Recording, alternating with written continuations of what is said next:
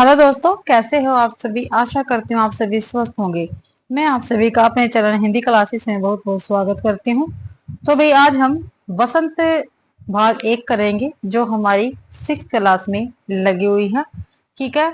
और मल्हार मैंने आपको करवा दी थी, चैनल पर उपलब्ध है क्लास, आप जाकर देख सकते हैं। प्लेलिस्ट बनी हुई है, आप जाके वहां पर देख सकते हैं। ठीक है। जो अपना स्टेट का पेपर होने वाला है उसमें जो है अभी सिलेबस चेंज नहीं हुआ है। ठीक है। तो वसंत भाग 1, वसंत भाग 2 और वसंत भाग 3 आएंगे। उसके साथ साथ 9वीं और 10वीं क्लास की एनसीईआरटी में से भी क्वेश्चन आंसर पूछे जा सकते हैं आपके, और पूछे जाते भी है भाई।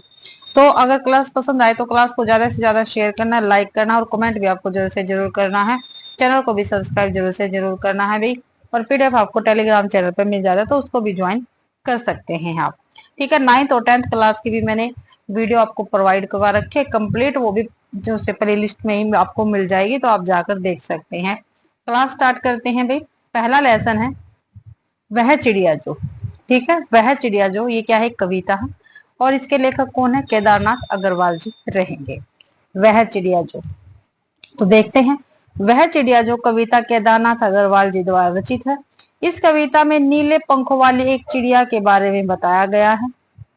कवि ने इस कविता के माध्यम से यह संदेश देने का प्रयास किया है कि विपरीत परिस्थितियों में भी हमें साहस नहीं खोना चाहिए।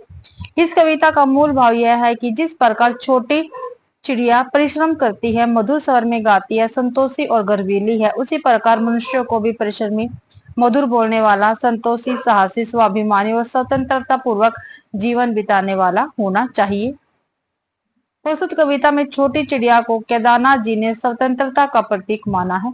कविता के आधार पर चिड़िया आजादी पसंद करती है, किसी निश्चित स्थान पर ठहरने के बजाय यात्री और गतिशीलता का आनंद लेती है। चिड़िया को घने जंगलों, पहाड़ों, नदी जनित घाटियों और मनमोहक वादियों की खोज में खुशी मिलती है। वह प्रकृति के साथ एकीकृत होने की भावना रखती है और स्वतंत्रता से उड़ान भरना पसंद करती है। चिड़िया की प्राकृतिक प्रवृत्ति और वातावरण के साथ मेल जोल उसकी उसकी प्रियता है, और यही कारण है कि वह किसी निश्चित स्थान पर रहने की बजाय आजादी का चुनाव करती है। कवि ने छोटी चिड़िया के माध्यम से यह संदेश देने का प्रयास किया है कि मनुष्य को भी उस नन्ही चिड़िया की भांति साहसी, खोजी और परिश्रमी बनने का प्रयास करना चाहिए। विषम परिस्थितियों में घबराने के बजाय साहस से काम लेना चाहिए। तो देखते हैं अभ्यास के क्वेश्चन आंसर अब इसके। केदारनाथ अग्रवाल की कौन सी प्रगतिकालीन कविता है, तो प्रगतिकालीन कविता हमें बतानी है केदारनाथ अग्रवाल की। तो पांचाली है, बसंती हवा है, मिट्टी के बारात है, या पाषाणी है। जो बसंती हवा है भाई, ये प्रगतिकालीन कविता है केदारनाथ अग्रवाल की। बी आंसर अपना बिल्कुल सही रहेगा। केदारनाथ अग्रवाल की प्रगतिकालीन कविता का नाम बसंती हवा है। केदारनाथ अग्रवाल अपनी काव्य यात्रा के आरंभिक दौर में बालेंदु उपनाम से रचना करते थे। केदारनाथ अग्रवाल ने देश विदेश के तमाम कवियों की कविताओं का अनुवाद देश विदेश की कविताएं शीर्षक से किया है। केदारनाथ अग्रवाल की प्रमुख काव्य कृतियां है युग की गंगा, नींद के बादल, लोक और आलोक, फूल नहीं रंग बोलते हैं, आग का आईना, पंख और पतवार। आगे देखते हैं भाई। पांचाली राघे राघव जी की काव्य कीर्ति है। जो पांचाली किसके, राघे राघव जी की है। इनका मूल नाम त्र्यंबक वीर राघवाचार्य था। राघे राघव की अन्य कृतियां हैं अजय खंडर, मेधावी, राग के दीपक आदि। पाषाणी जो है नागार्जुन जी की काव्य कीर्ति है। इनका मूल नाम, ठीक है, नागार्जुन जी का मूल नाम क्या था, वेदनाथ मिश्र था। नागार्जुन का साहित्यिक उपनाम यात्री था। संस्कृत और मैथिली में ये यात्री नाम से कविताएं लिखते थे। नागार्जुन की खड़ी बोली में सर्वप्रथम प्रकाशित रचना राम के प्रति है। ठीक है, राम के प्रति जो है खड़ी बोली में सबसे पहले प्रकाशित रचना है। नागार्जुन कृत भस्मांकुर एक खंड काव्य है जो बरवे छंद में है। मिट्टी की बारात शिव मंगल सिंह सुमन की रचना है। शिव मंगल सिंह सुमन का प्रथम काव्य संग्रह हिल्लोल है जो 1939 में प्रकाशित हुआ था। शिव मंगल सिंह सुमन की प्रसिद्ध कविताएं हैं दुनिया का यौवन, कलकत्ते का अकाल, चल रही कुदाली आदि है। आगे है वह चिड़िया जो किस विधा की रचना है। तो भाई आपको जितनी भी रचनाएं हम करेंगे, ठीक है, उनकी विधा आपको याद रखनी है। तो एक कहानी है, कविता है, संस्मरण है या निबंध है। तो वह चिड़िया जो, ये भी कविता विधा से संबंधित है। बी आंसर अपना बिल्कुल सही रहेगा। आंसर भी बिल्कुल सही है। प्रस्तुत पाठ कविता विधा में रचित है। कहानी, कहानी का अर्थ है किसी घटना, घटनाओं का क्रमबद्ध वर्णन जो कहीं या सुनाई जाती है, जिसे पढ़ने सुनने वाला व्यक्ति रुचि, मनोरंजन या ज्ञान प्राप्त कर सकता है। संस्मरण, संस्मरण किसी व्यक्ति की यादों, अनुभवों और घटनाओं का वर्णन करने वाला एक साहित्यिक लेखन है। निबंध, गद्य की ऐसी विधा है जिसमें निबंधकार अपने भाव या विचारों को सुसंगठित रूप में व्यक्त करता है। आगे है वह चिड़िया जो, कविता में चिड़िया की विशेषता क्या नहीं है? तो क्या नहीं है चिड़िया की विशेषता? मुंह बोली है, नीले पंख है उसके, छोटी है, काली पीली है। तो भाई जो काली पीली नहीं है ये आंसर डी बिल्कुल सही है। वह चिड़िया जो, कविता में चिड़िया की विशेषता काली पीली नहीं है, बल्कि चिड़िया छोटी है, मुंह बोली है और नीले पंखों वाली है। आगे वह चिड़िया जो, कविता के रचयिता कौन है? तो कौन है? केदारनाथ अग्रवाल है, कृष्णा सोबती है, विष्णु प्रभाकर है, प्रेमचंद्र है। तो केदारनाथ अग्रवाल रहेंगे वह चिड़िया जो कविता के रचयिता। व्याख्या में देखते हैं, आंसर बिल्कुल सही है। वह कविता जो, कविता के रचयिता केदारनाथ अग्रवाल जी है। केदारनाथ अग्रवाल की अन्य रचनाएं हैं अपूर्वा, पंख और पतवार, फूल नहीं रंग बोलते हैं आदि। उनकी प्रमुख रचनाएं है। कृष्णा सोबती की प्रमुख कृतियां हैं जिंदगी नामा, यारों की यार, समय सरगम आदि है इनकी। और मुंशी प्रेमचंद्र की गबन, गोदान, रंग भूमि, कर्म भूमि आदि इनका प्रमुख उपन्यास है। आगे क्वेश्चन है वह चिड़िया जो, कविता में कवि ने क्या संदेश दिया? तो क्या संदेश दिया है? पक्षियों के बारे में बात की है, मनुष्य के गुणों को उजागर किया है, पेड़ पौधों की बात की है, या उपरोक्त सभी? तो भाई आंसर बी अपना बिल्कुल सही रहेगा। वह चिड़िया जो, कविता में कवि ने मनुष्य के गुणों को उजागर किया है। आगे देख लेते हैं वह चिड़िया जो, वह चिड़िया जो नामक कविता में कवि चिड़िया के किस गुण का वर्णन करता है? तो किसका? संतोषी का, साहसी का, सुंदरता का, चंचलता का। तो भाई संतोषी का वर्णन करता है। ये आंसर बिल्कुल सही है। केदारनाथ अग्रवाल का जन्म कब हुआ था? तो कब हुआ था? 1 अप्रैल 1911 ईस्वी को केदारनाथ अग्रवाल का जन्म हुआ था। और कहां पर? उत्तर प्रदेश के बांदा जिले के कमासिन गांव में हुआ था। इनकी मृत्यु 22 जून 2000 ईस्वी को दिल्ली में हुई थी। केदारनाथ अग्रवाल का पहला कविता संग्रह कौन सा है? तो केदारनाथ अग्रवाल का पहला कविता संग्रह में बताना कौन सा है? फूल नहीं रंग बोलते हैं अपूर्वा, पंख और पतवार, परिमल। तो फूल नहीं रंग बोलते हैं। ठीक है, आंसर है बिल्कुल सही है। फूल नहीं रंग बोलते हैं केदारनाथ अग्रवाल का पहला कविता संग्रह है। फूल नहीं रंग बोलते हैं कविता संग्रह के लिए केदारनाथ अग्रवाल को सोवियत लैंड नेहरू पुरस्कार से भी सम्मानित किया गया था। आगे है क्वेश्चन, केदारनाथ अग्रवाल जी को उनकी किस रचना के लिए साहित्य अकादमी पुरस्कार प्रदान किया गया था? तो किस रचना के लिए भी? कहे केदार खरी खरी, या गुल मेहंदी, अपूर्वा, या जमुन जल तुम। तो अपूर्वा के लिए उनको साहित्य अकादमी पुरस्कार मिला था। सी आंसर बिल्कुल सही है। केदारनाथ अग्रवाल के अपूर्वा काव्य संग्रह के लिए सन 1986 ईस्वी में साहित्य अकादमी पुरस्कार प्रदान किया गया था, जबकि गुल मेहंदी 1978 ईस्वी, कहे केदार खरी खरी 1983 ईस्वी तथा जमुन जल तुम इनकी प्रमुख काव्य कृतियां हैं। आगे क्वेश्चन है, केदारनाथ अग्रवाल आरंभिक दौर में किस उपनाम से कविताएं लिखते थे? तो किससे?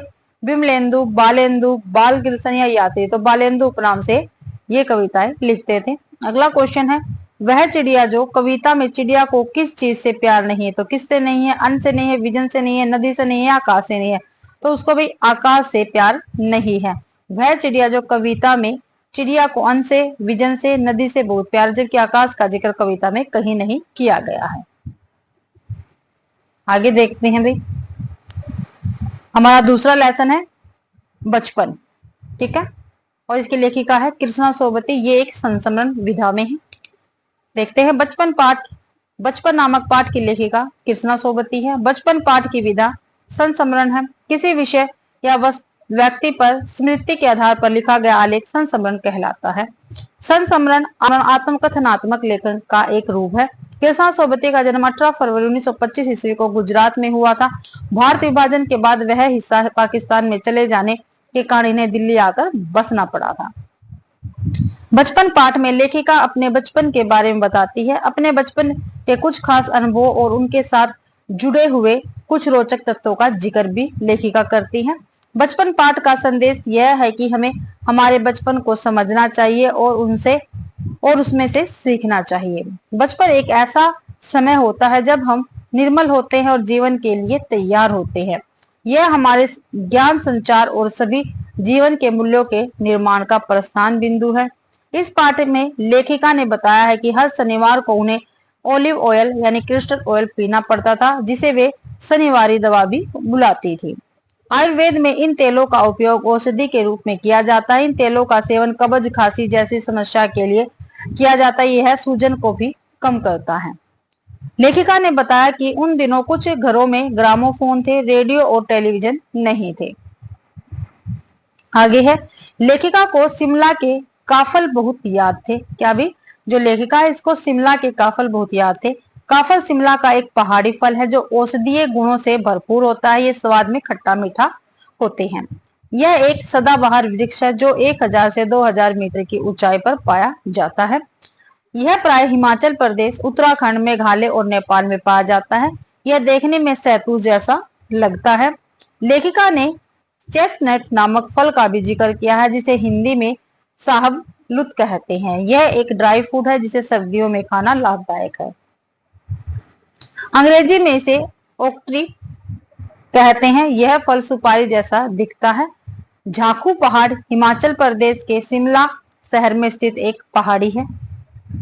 झाखू पहाड़ शिमला की सबसे ऊंची चोटी है, जिसकी ऊंचाई समुद्र तल से 2455 मीटर है।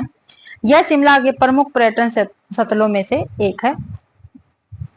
शिमला के मॉल रोड पर स्थित कैंडल पॉइंट पर वह जगह है जहां मॉल रोड पश्चिमी की ओर से रिज रोड से मिलती है। इस जगह को यह नाम एक ब्रिटिश महिला और एक भारतीय महाराज के कथित रूप से भाग जाने के कारण हुए हंगामे से मिला था।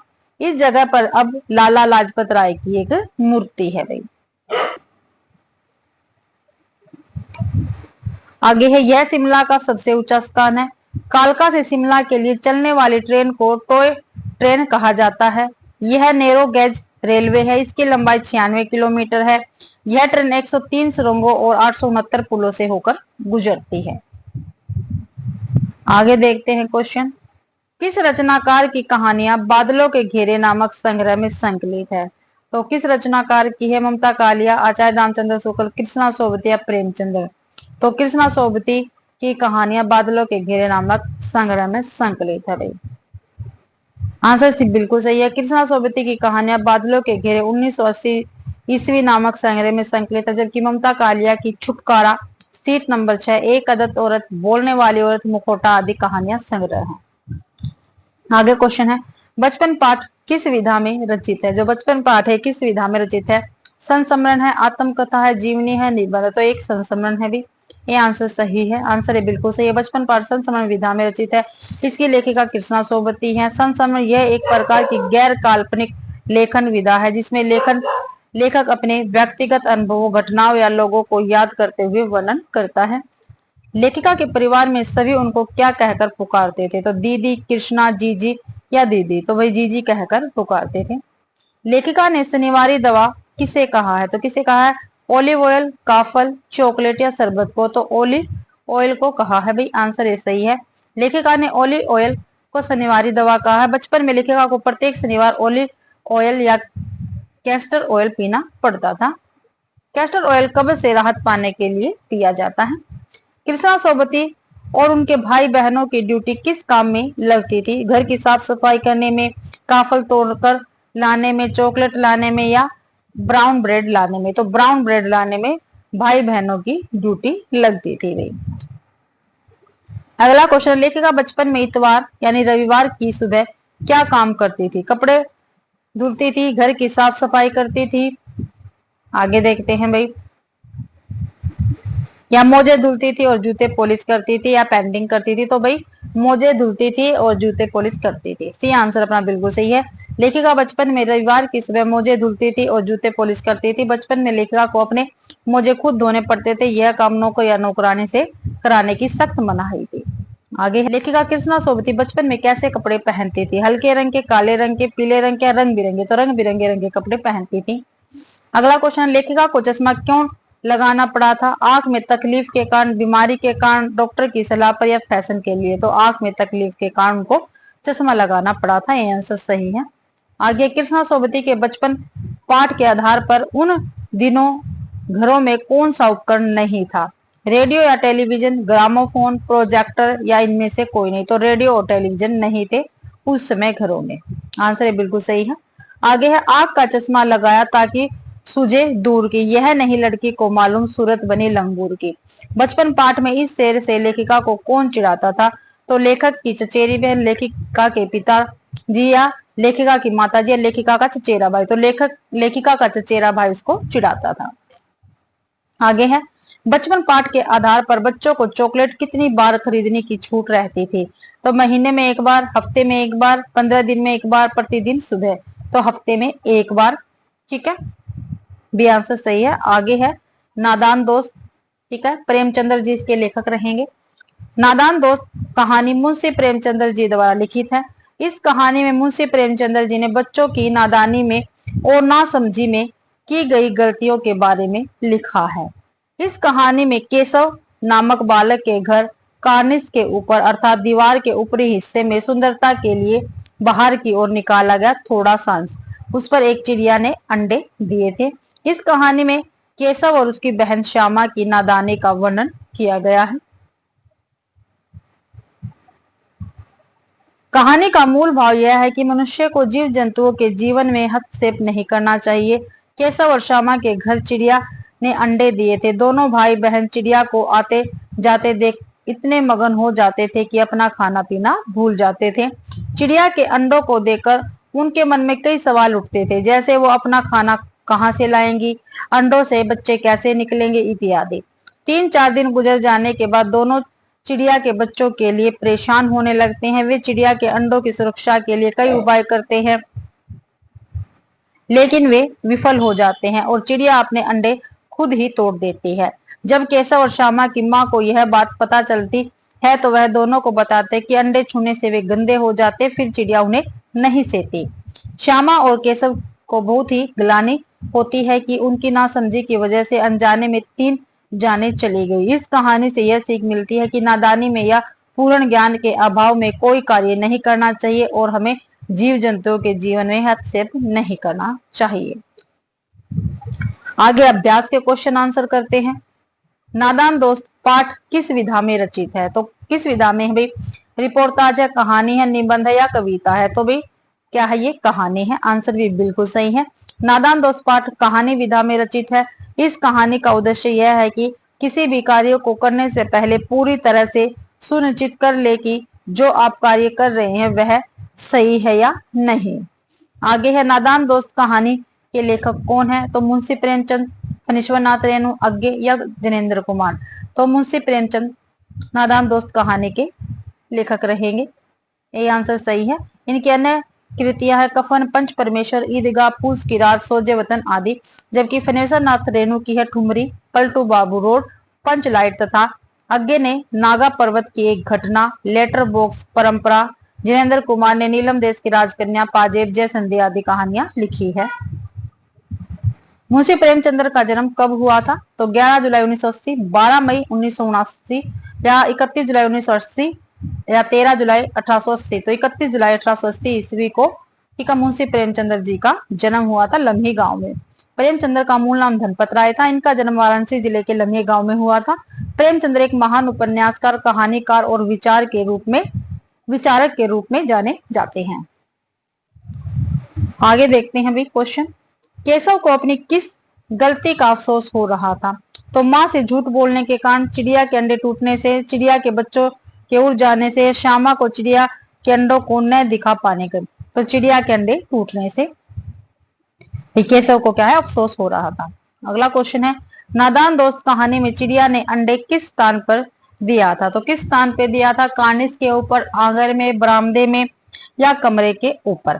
तो भाई जो नादान दोस्त कहानी है इसमें अंडे केशव के घर कार्निस के ऊपर दिए थे। ए आंसर बिल्कुल सही है। कार्निस क्या होता है? दीवार के ऊपरी भाग में सुंदरता के लिए बाहर की ओर निकला हुआ थोड़ा सा अंश कार्निस कहलाता है।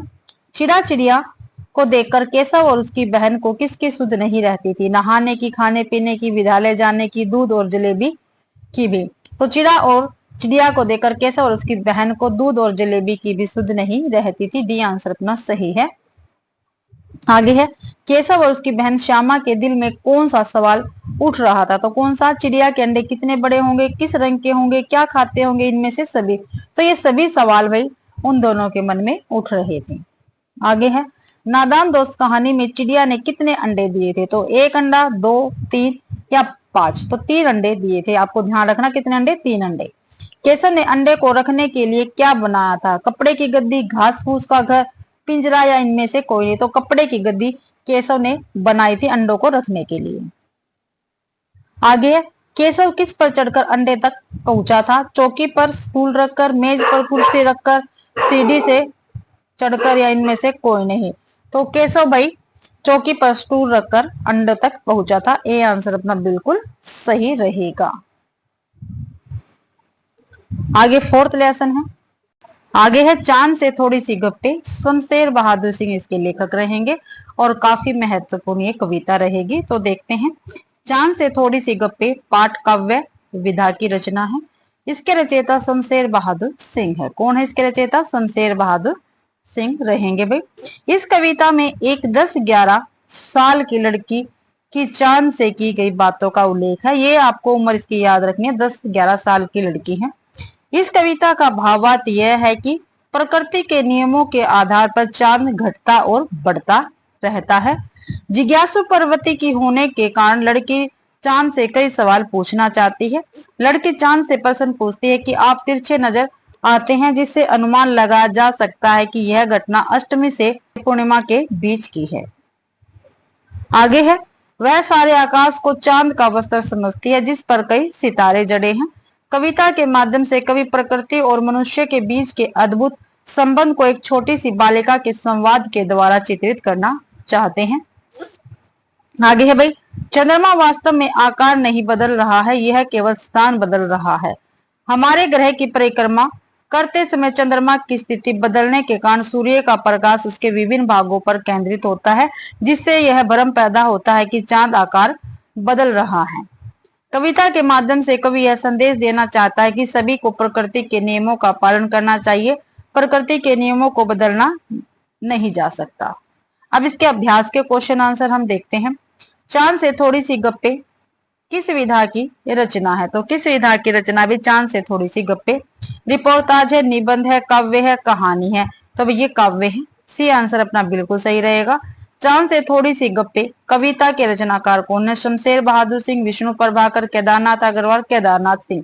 तो शमशेर बहादुर सिंह है चांद से थोड़ी सी गप्पे कविता के रचनाकार।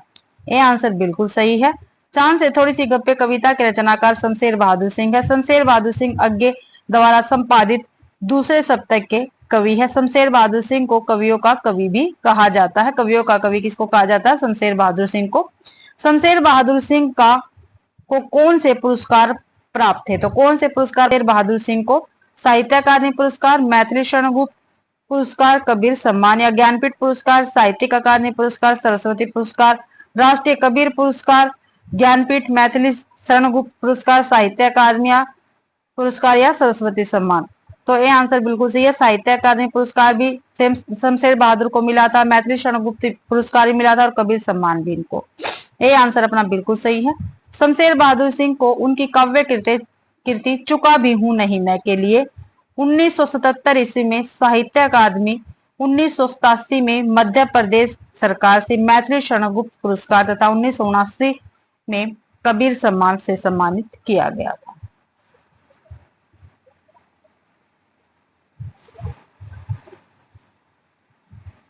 आगे, कवि ने किस दिन चांद से गप्पे लगाई होगी? तो अष्टमी से पूर्णिमा के बीच, पूर्णिमा के दिन, प्रथम से अष्टमी के बीच या अमावस्या के दिन? तो अष्टमी से पूर्णिमा के बीच भाई। ये आंसर अपना बिल्कुल सही है। कवि के अनुमानतः अष्टमी से पूर्णिमा के बीच चांद से गप्पे लगाई होगी। कविता की पंक्तियों में चांद से प्रश्न किया गया कि आप तिरछे नजर आते हैं, जिससे कहा जा सकता है कि यह घटना अष्टमी से पूर्णिमा के बीच हो सकी, पूर्णिमा के बीच की होगी। हमारे ग्रह की परिक्रमा करते समय चंद्रमा की स्थिति बदलने के कारण सूर्य का प्रकाश उसके विभिन्न भागों पर केंद्रित होता है, जिससे यह भ्रम पैदा होता है कि चंद्रमा अपना आकार बदल रहा है। चांद से थोड़ी सी गप्पे कविता में चांद कैसा नजर आ रहा है? गोल और तिरछा नजर आ रहा है। ये आंसर अपना सही है। चांद से थोड़ी सी गप्पे कविता में चांद से गप्पे लड़ाने वाली लड़की की आयु कितनी है? 15 से 17 वर्ष, 5 से 8, 5 से 14 या 10 से 11? तो 10 से 11 वर्ष है भाई। डी आंसर अपना सही रहेगा। चांद से थोड़ी सी गप्पे कविता में चांद कैसा वस्त्र पहना है? फूलों से बना हुआ, तारों से जड़ा वस्त्र, सोने से जड़ा हुआ, या इनमें से कोई नहीं? तो तारों से जड़ा हुआ वस्त्र, ठीक है, पहना हुआ है चांद। आगे है, सिर्फ मुंह खोले हुए हैं अपना गोरा चिट्टा, गोल मटोल, अपनी पोशाक को फैलाए हुए चारों सिमट। तो प्रस्तुत काव्य पंक्ति में सिमट का क्या अर्थ है? तो दिशा, सीमित, रास्ता, इनमें से कोई नहीं? तो भाई दिशा इसका अर्थ रहेगा सिमट का। आगे है, चांद से थोड़ी सी गप्पे पाठ में चांद को कौन सी बीमारी है? तो घटने बढ़ने की, तिरछा होने की, काला हो जाने की, सफेद हो जाने? तो घटने बढ़ने की बीमारी है चांद को। ये आंसर अपना बिल्कुल सही है। चांद से थोड़ी सी गप्पे कविता में चांद कब तक दम नहीं लेता? तो कब तक? जब तक चांद तिरछा नहीं हो जाता, जब तक चांद गोल नहीं हो जाता, जब तक चांद घट नहीं जाता, या इनमें से कोई नहीं? तो चांद तब तक दम नहीं लेता जब तक चांद गोल नहीं हो जाता। ठीक है, अगला लेसन देखते हैं, अक्षरों का महत्व। इसके लेखक है गुणाकर मूल्य। ठीक है, अक्षरों का महत्व, इसके लेखक है गुणाकर मूल्य। अक्षरों का महत्व निबंध विधा की रचना है। इसके निबंधकार गुणाकर मूल्य जी है। निबंध के शीर्षक से ही स्पष्ट है कि लेखक अक्षरों के महत्व से पाठकों को अवगत कराना चाहता है। अक्सर हमारे विचारों को आदान प्रदान करने का साधन है। प्राचीन काल में लोग सोचते थे कि अक्षरों की खोज ईश्वर ने की, जबकि अक्षरों की खोज इंसानों ने ही की थी। अक्षरों की खोज करीब 6000 वर्ष पूर्व हुई थी। अक्षरों का सर्वप्रथम प्रयोग भूमध्य सागर के पूर्व में रहने वाले फोनिशियन लोगों ने किया था।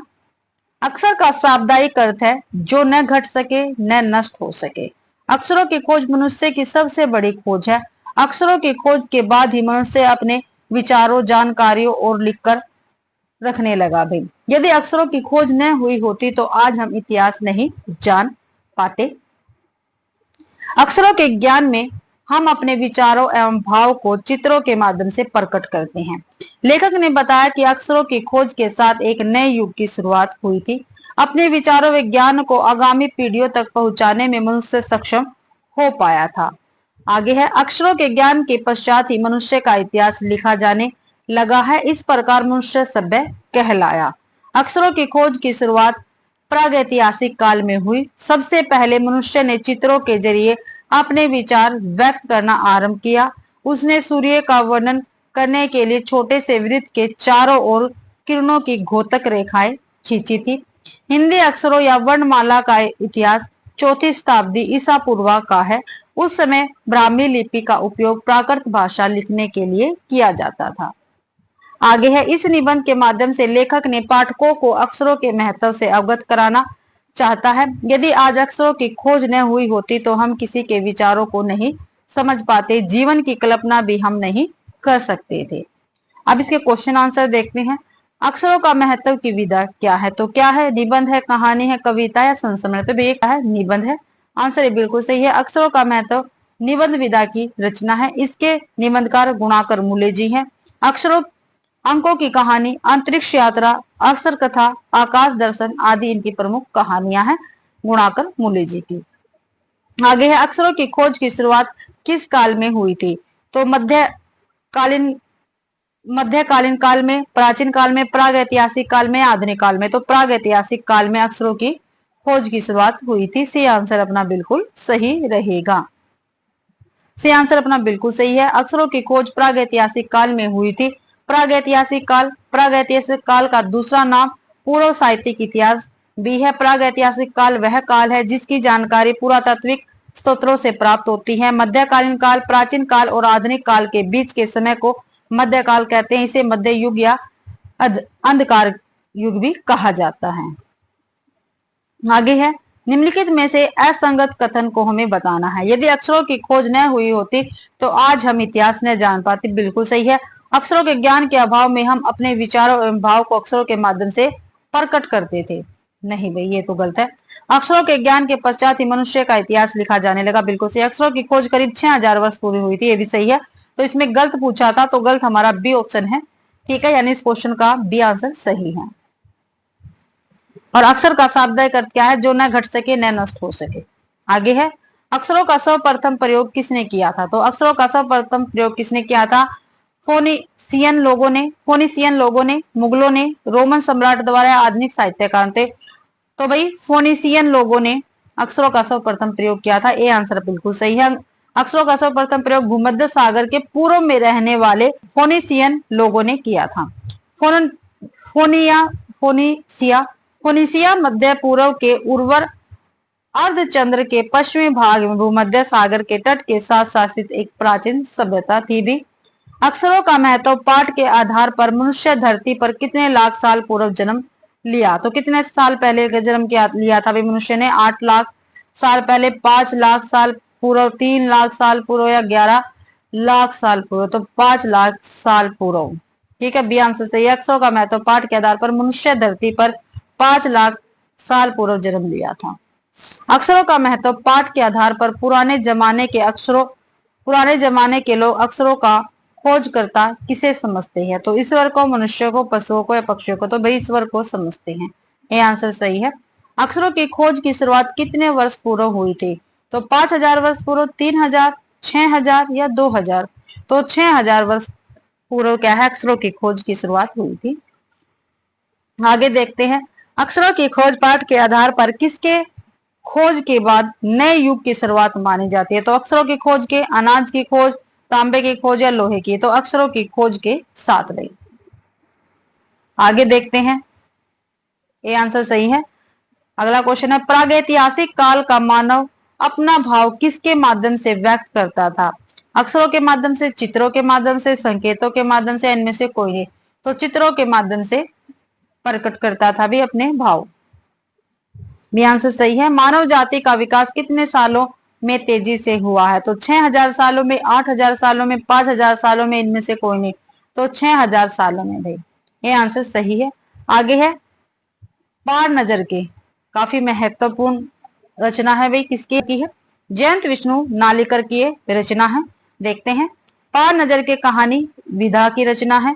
पार नजर के कहानी जयंत विष्णु नार्लिकर ने लिखी है। यह कहानी आज से कई वर्ष आगे की कल्पना पर आधारित है। इस कहानी में मंगल ग्रह की जमीन के नीचे रहने वाले प्राणियों को माध्यम बनाकर ऐसी कल्पना की गई है। इस कहानी का मूल भाव है कि सौर मंडल के दूसरे ग्रहों पर भी जीवन हो सकता है, इसलिए इन ग्रहों के बारे में भी जानकारी होना आवश्यक है। मंगल ग्रह को लाल ग्रह के नाम से भी जाना जाता है। इसकी सतह पर लोहा ऑक्साइड यानी जंग की वजह से यह लाल रंग का दिखाई देता है। मंगल ग्रह पृथ्वी से छोटा है और इसका व्यास पृथ्वी के व्यास के करीब आधा है भाई। कहानी की शुरुआत में बताया गया कि छोटू नामक लड़के ने अपने पिता के स्कॉटी पास को ले लिया और सुरंग के रास्ते जाने लगा, लेकिन वह पकड़ा गया और वापस घर भेज दिया गया। छोटू के जिज्ञासावश प्रश्न करने के पश्चात उसके पिता ने बताया कि वे सुरंग में स्पेस सूट पहनकर जाते हैं। स्पेस सूट अंतरिक्ष यात्रियों को अंतरिक्ष की कठोर परिस्थितियों से बचाने के लिए पहना जाने वाला एक पर्यावरण सूट होता है। स्पेस सूट एक तरह का सुरक्षा कवच होता है जो अंतरिक्ष यात्रियों को कई तरह से मदद करता है।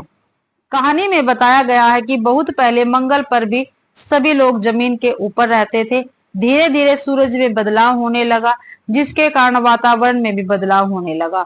सूर्य से हमें प्रकाश और गर्मी मिलती थी। इन्हीं तत्वों से जीवों का पोषण होता था। सूर्य में बदलाव होते ही प्राकृतिक संतुलन बिगड़ गया और जीवन वातावरण के साथ अनुकूल करने में विफल रहे। कारणवश जीव जंतु मरते चले गए। तकनीकी ज्ञान की सहायता से जमीन के नीचे घर बनाया और उपकरणों की सहायता से जमीन के नीचे जीवन संभव हो पाया। आगे है, मंगल की धरती पर उतरा हुआ पहला अंतरिक्ष यान वाइकिंग था, जिसे नासा ने 20 अगस्त 1975 को लॉन्च किया था। यह यान 19 जून 1976 को मंगल की कक्षा में पहुंचा था। वाइकिंग ने मंगल ग्रह की सतह और वायुमंडल का अध्ययन किया और वहां की तस्वीरें ली भाई। इस मिशन ने मंगल ग्रह के बारे में कई जानकारियां हासिल की, जिसमें उसकी भूविज्ञान, मौसम और वायुमंडलीय संरचना शामिल थी। आगे इसके क्वेश्चन आंसर देखते हैं। पार नजर के पाठ किस विधा की में किस विधा की रचना है? तो निबंध है, रेखा चित्र है, कहानी है या रिपोर्ट है? तो पार नजर के कहानी है भाई, सी आंसर सही है।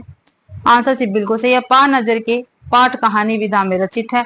निबंध निबंध एक प्रकार की गद्य रचना होती है जिसे क्रमबद्ध तरीके से लिखा गया है। रेखा चित्र गद्य साहित्य की एक विधा है जिसमें किसी वस्तु वस्तु जिसमें किसी व्यक्ति, वस्तु, घटना, स्थान आदि का संक्षिप्त, भावपूर्ण और सजीव चित्रण किया जाता है।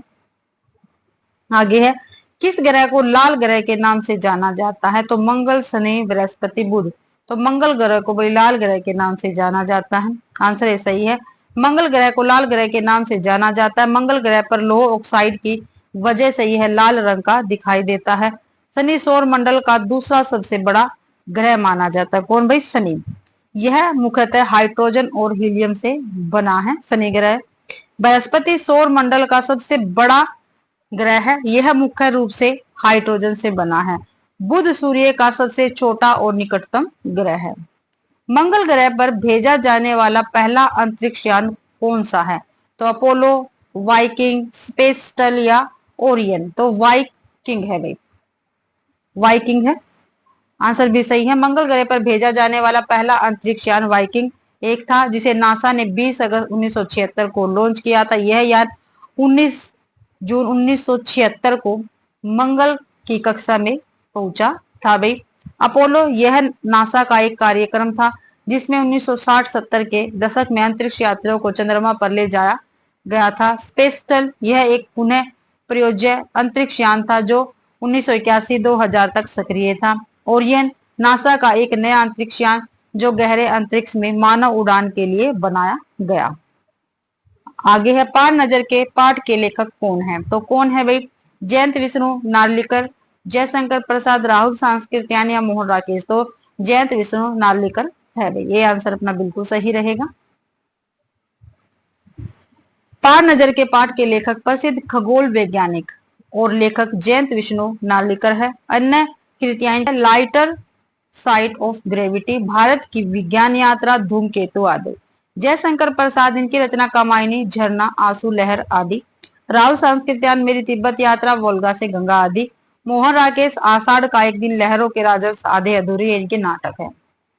आगे है, छोटू जिस कंसोल पैनल की बटन अपनी ओर खींच रहा था उसका रंग था। तो कैसा था? काला था, नीला था, लाल था या हरा था? भाई तो लाल रंग था उसका। छोटू जिस कंसोल पैनल की बटन अपनी ओर खींच रहा था उसका रंग लाल था। छोटू के पापा सुरंग में क्या पहनकर जाते थे? तो raincoat, Pathani suit, coat pant या स्पेस सूट। तो स्पेस सूट पहनकर जाते थे सुरंग में। पार नजर के पाठ का मराठी भाषा से हिंदी भाषा में अनुवाद किसने किया है? तो रेखा शर्मा ने, रेखा देश पांडे ने, सुजीता वर्मा ने या आर्थर क्लार्क ने। तो रेखा देश पांडे ने किया है। और भाई ये जो अनुवाद है, जैसे पार नजर जो मराठी में था इसका हिंदी में अनुवाद रेखा देश पांडे ने किया है। तो ये आपको अच्छी प्रकार से याद रखना है। आंसर भी, पार नजर के पाठ मराठी भाषा में लिखा गया था। इसके रचनाकार प्रसिद्ध खगोल वैज्ञानिक जयंत विष्णु नार्लिकर जी है।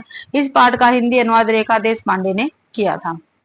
सुरंगनुमा रास्ते पर आम लोगों को जाने की मनाही थी। छोटू उस रास्ते पर कैसे पहुंचा? अपने पापा के सिक्योरिटी पास के माध्यम से, सुरंग में तैनात निरीक्षकों के सहयोग से, सुरंग में काम करने वालों लोगों से पहचान से, इनमें से कोई नहीं। तो अपने पापा की सिक्योरिटी पास के माध्यम से पहुंचा था भाई।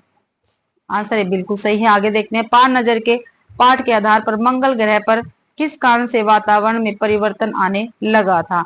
तो सूर्य के कारण, चांद के कारण, मंगल के कारण, पृथ्वी के कारण। तो सूर्य के कारण भाई, ये आंसर अपना बिल्कुल सही है। अंतरिक्ष यान वाइकिंग नासा द्वारा कहां पर भेजा गया था?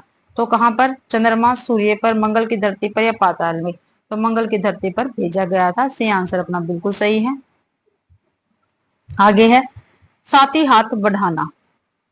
ठीक है, साहिल लुधियानवी इसके लेखक है। एक महत्वपूर्ण गीत है भाई साथी हाथ बढ़ाना। साथी हाथ बढ़ाना के लेखक साहिल लुधियानवी जी हैं। साहिल लुधियानवी जी एक प्रसिद्ध शायर तथा गीतकार थे। इस गीत में कवि साहिल लुधियानवी ने लोगों को मिलजुल कर काम करने के लिए प्रेरित किया है। कविता के जरिए कवि बताते हैं कि अकेले काम करने पर थकान आ जाती है, लेकिन मिलकर काम करने पर बड़े से बड़े लक्ष्य को हासिल किया जा सकता है। कविता के जरिए कवि कहता है कि अकेले काम करने पर थकान आ जाती है, लेकिन मिलकर काम करने पर बड़े से बड़े लक्ष्य को हासिल किया जा सकता है। कविता में बताया गया है कि बूंद बूंद से समुद्र बनता है, छोटे से छोटे कण मिलकर रेगिस्तान बनता है और एक एक राई मिलाकर पहाड़ बनता है। इसी तरह अगर सभी लोग मिलकर काम करें तो अपनी किस्मत को भी वश में किया जा सकता है। कविता से शिक्षा मिलती है कि मिलजुल कर रहना चाहिए और मुश्किल समय में एक दूसरे की मदद करनी चाहिए। कविता में बताया गया है कि परिश्रमी लोगों ने जब भी मिलकर काम किया, उन्होंने पर्वत को लांघा है और सागर को भी पार किया है। परिश्रम से कभी घबराना नहीं चाहिए, सभी के सुख दुख में सहयोग करना चाहिए। कवि ने अपनी कविता के माध्यम से यह बताने का प्रयास किया है कि एकता में ऐसी ताकत है जो हर मुसीबत को हल करने में सहायता करती है। अभ्यास करते हैं इसका। साथ ही हाथ बढ़ाना पाठ किस विधा में है? तो कहानी है, निबंध है, कविता है, कविता गीत या यात्रा? तो भाई कविता है और गीत दोनों है। ये आंसर से बिल्कुल सही है। साथ ही हाथ बढ़ाना एक गीत है जिसे मुख्य रूप से मजदूरों के लिए प्रेरणादायक संदेश के रूप में माना गया है। आगे है साथ हाथ बढ़ाना गीत के लेखक कौन है? गोपाल दास नीरज है, साहिल लुधियानवी है, नरेंद्र शर्मा है, भारत भूषण है। तो साथ ही हाथ बढ़ाना गीत के लेखक है साहिल लुधियानवी। बी आंसर अपना बिल्कुल सही रहेगा। साथ ही हाथ बढ़ाना गीत के लेखक साहिल लुधियानवी है। साहिल लुधियानवी एक प्रसिद्ध शायर और गीतकार थे।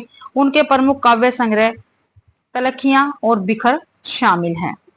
साहिल लुधियानवी का जन्म कहाँ हुआ था? इंदौर, अमृतसर, लुधियाना या मुंबई? तो साहिल लुधियानवी का जन्म भाई लुधियाना में हुआ था। सी आंसर अपना बिल्कुल सही रहेगा। ठीक है, आंसर सी बिल्कुल सही है। साहिल लुधियानवी का जन्म 8 मार्च सन 1921 को लुधियाना में तथा इनकी मृत्यु 25 अक्टूबर 1980 ईस्वी में मुंबई को हुई थी। आगे हम मेहनत वालों ने जब भी मिलकर कदम बढ़ाया, सागर ने रास्ता छोड़ा, पर्वत ने शीश झुकाया। उपयुक्त काव्य पंक्तियों के लेखक कौन है? साहिल लुधियानवी, मैत्री शरणगुप्त, सियाराम शरणगुप्त या सुमित्रा नंदनपत? तो साहिल लुधियानवी जी रहेंगे इसके लेखक। साथ ही हाथ बढ़ाना गीत किस फिल्म में गाया गया है? तो मान में, रंग दे बसंती चोला, नया दौर या साथी? तो नया दौर में ये गाया गया फिल्म में गीत। आगे है हम मेहनत करने वाले व्यक्तियों का सीना और बाहें कैसी होती है? तो कमजोर, कोमल या इनमें से को सभी? दो फौलादी होती है भाई। हमारा सीना और बाहें कैसी होती है? फौलादी होती है। आगे मेहनत करने वाला व्यक्ति जब मिलकर कदम बढ़ाता है तो क्या करता है? तो क्या करता है? सागर रास्ता छोड़ देता है, रास्ता अड़िंग हो खड़ा रहता है, पर्वत पर्वत से झुका लेता है, या ए और सी दोनों? तो भाई सागर तो भाई सागर रास्ता छोड़ देता है और पर्वत भी झुका लेता, भी आएगा यहाँ भी। तो ए और सी अपना दोनों ठीक है। बी क्या है? गलत है। ठीक है, ध्यान रखना है। मेहनत करने वाला व्यक्ति जब मिलकर कदम बढ़ाता है तो सागर अपना रास्ता छोड़ देता है और पर्वत अपना शीश झुका लेता है। आगे है साथ ही हाथ बढ़ाना गीत में मंजिल और रास्ते कैसे है? तो कैसे है? सच और नेक, उबड़ खाबड़, झूठ और मिथ्या, इनमें से कोई नहीं। सच और नेक है भाई। मंजिल में सच्चाई और रास्ता नेक है। मिलकर बोझ उठाने का तात्पर्य क्या है? एकजुट होकर बड़े से बड़ा कार्य किया जा सकता, बड़ा कार्य नहीं कर सकते, आपस में ईर्ष्या हो जाएगी, इनमें से कोई नहीं। तो एकजुट होकर बड़े से बड़ा कार्य किया जा सकता है। ये ऑप्शन अपना बिल्कुल सही है। मिलकर बोझ उठाने का तात्पर्य एकजुटता से मनुष्य बड़े से बड़ा कार्य कर सकता है। आगे है एक से एक मिलने पर जर्रा क्या बन जाता है? तो नदी, सागर, पहाड़ या सहरा? तो जर्रा सहरा बन जाता है। साथ ही हाथ बढ़ाना गीत में कहा है कि एक से एक मिलकर जर्रा भी सहरा बन जाता है।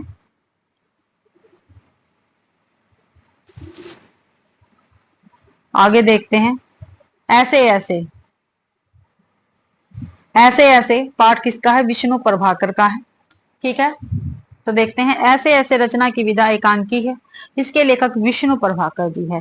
इस एकांकी में एक ऐसे बच्चे का नाटक दिखाया गया है जो छुट्टी के दिनों में अपना गृह कार्य नहीं कर पाने पर बीमारी का बहाना बनाता है। मोहन की असल बीमारी स्कूल से मिला गृह कार्य था। मोहन ने कार्य पूरा नहीं किया और वह कार्य पूरा न करने वाली सजा से डर गया था। मोहन की माँ जब उससे पूछती है कि उसके पेट में किस प्रकार की तकलीफ हो रही है, तो मोहन बस बोलता है कि कुछ ऐसे ऐसे हो रहा है। मास्टर जी ने मोहन के ऐसे ऐसे की दवा बताई कि इसे स्कूल से 2 दिन की छुट्टी मिलेगी, उसमें वह अपना स्कूल का सारा काम पूरा कर लेगा। इस एकांकी से हमें यह शिक्षा मिलती है कि प्रत्येक कार्य को समय पर पूरा कर लेना चाहिए। आगे है, कोई भी कार्य करने में लापरवाही या आलस्य नहीं करना चाहिए। अब इसके अभ्यास के क्वेश्चन देखते हैं। निम्न में से कौन सा विष्णु प्रभाकर द्वारा रचित नाटक नहीं है? तो हत्या के बाद, अंधी गली, डॉक्टर, नव प्रभात। तो जो भाई विष्णु प्रभाकर, इनका नाटक अंधी गली नहीं है और इन्हीं के नाटक है और काफी बार इनके नाटक पेपर में पूछे भी गई है। आंसर बी बिल्कुल सही है। अंधी गली विष्णु प्रभाकर द्वारा रचित नाटक नहीं है, बल्कि यह उपेंद्र नाथ अश्क की एकांकी है। विष्णु प्रभाकर के नाटक हत्या के बाद, अब और नहीं, युगे युगे क्रांति, टूटते प्रवेश, डॉक्टर, सफेद कमल, सत्ता के आर पार। आगे क्वेश्चन है, ऐसे ऐसे रचना की विधा क्या है? तो किस विधा से संबंधित है ये ऐसे ऐसे? एकांकी है, कविता है, कहानी है, जीवनी है? तो ये एकांकी है। आंसर है, ऐसे ऐसे पाठ की रचना एकांकी विधा में हुई है। एकांकी एक छोटा नाटक होता है जो केवल एक अंक में लिखा जाता है।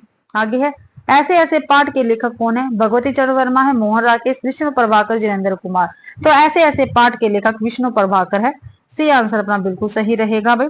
ठीक है, आंसर से बिल्कुल सही है। ऐसे ऐसे एकांकी के लेखक विष्णु प्रभाकर ने आवारा मसीहा नाम से शरद चंद्र चट्टोपाध्याय की जीवनी भी लिखी है।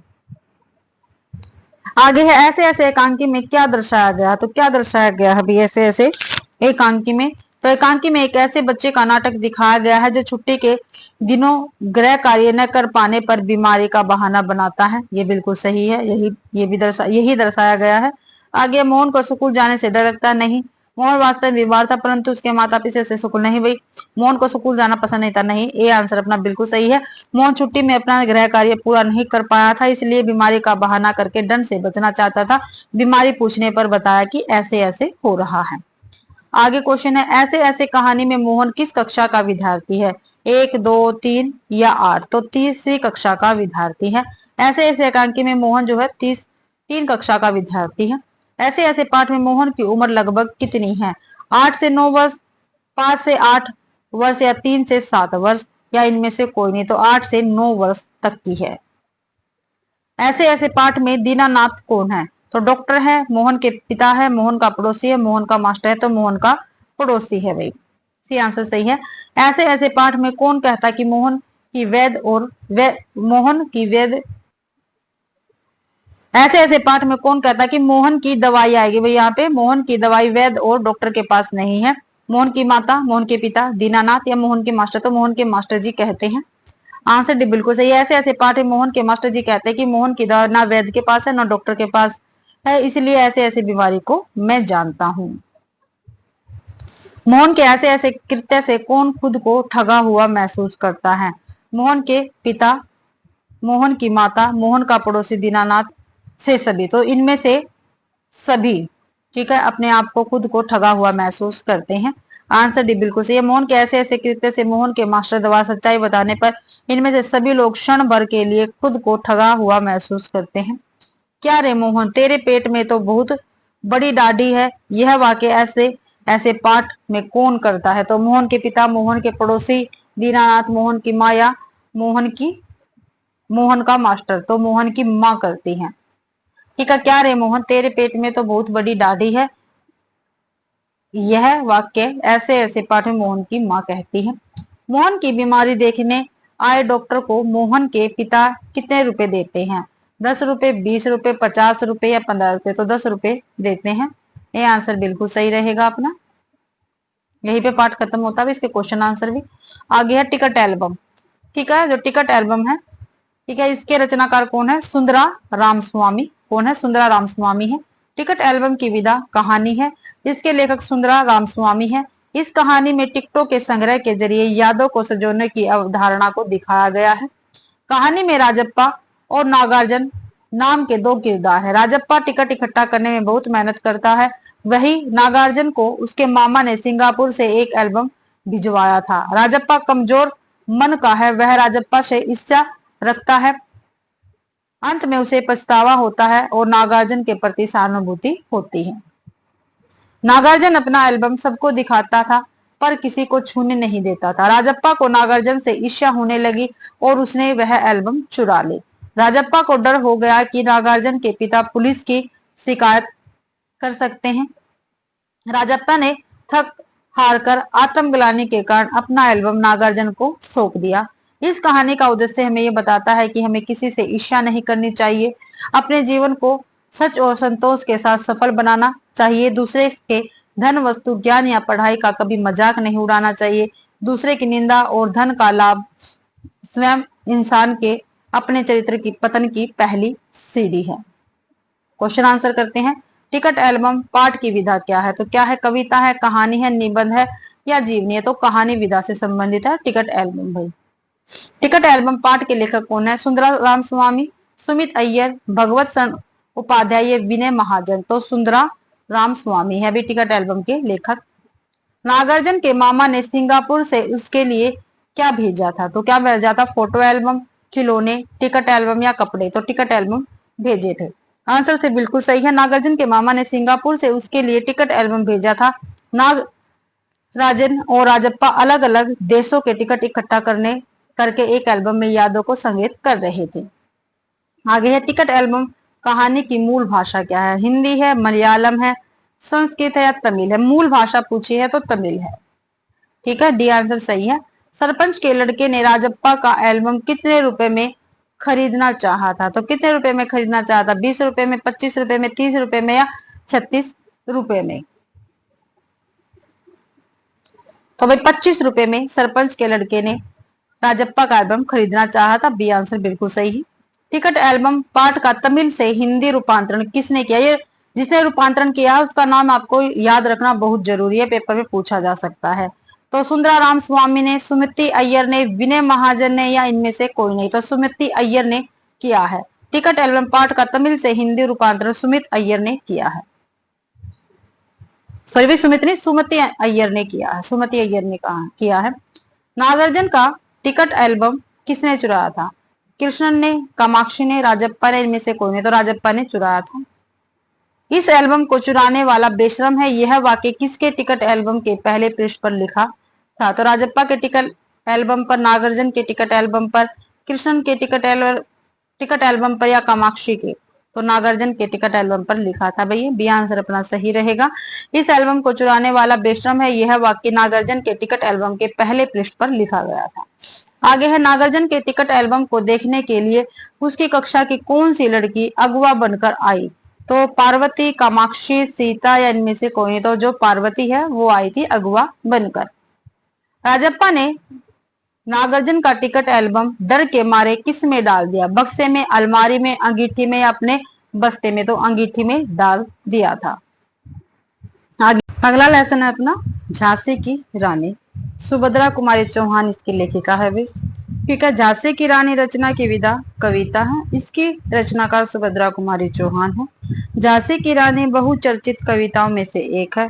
सुभद्रा कुमारी चौहान ने राष्ट्रीय आंदोलनों में सक्रिय भागीदारी रही और जेल भी गई है। कवित्री सुभद्रा कुमारी चौहान ने कविता में 1857 के स्वतंत्रता संग्राम में झांसी की रानी लक्ष्मीबाई के शौर्य और बलिदान का वर्णन किया है। इस कविता में झांसी की रानी लक्ष्मीबाई की वीरता का बखान किया गया है। यह कविता सन 1857 ईस्वी के स्वतंत्रता संग्राम की परिस्थितियों की झलक देती है। अंग्रेजों के बढ़ते अत्याचारों के खिलाफ और स्वतंत्रता की लड़ाई के लिए भारत के राजाओं में हलचल हुई थी। आगे देख लेते हैं। गुलामी की जंजीर में जकड़े जर्जर बूढ़े में भी फिर से नए जोश का संचार हुआ। सभी राजा अपनी खोई हुई आजादी का मूल्य समझने लगे थे, इसलिए उन्होंने अंग्रेजों को भारत से भगाने का निश्चय कर लिया था। रानी लक्ष्मीबाई उस युद्ध में पुरुषों की भांति लड़ी। लक्ष्मीबाई कानपुर के नाना साहब की मुंह बोली बहन थी, जिसके बचपन का नाम छबीली था। वह अपने पिता की अकेली संतान थी।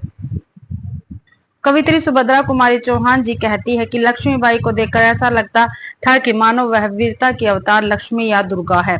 नकली युद्ध करना, चक्रव्यूह बनाना, शिकार तथा शत्रु की सेना को घेरना एवं शत्रु के किले तोड़ना उनके प्रिय खेल थे।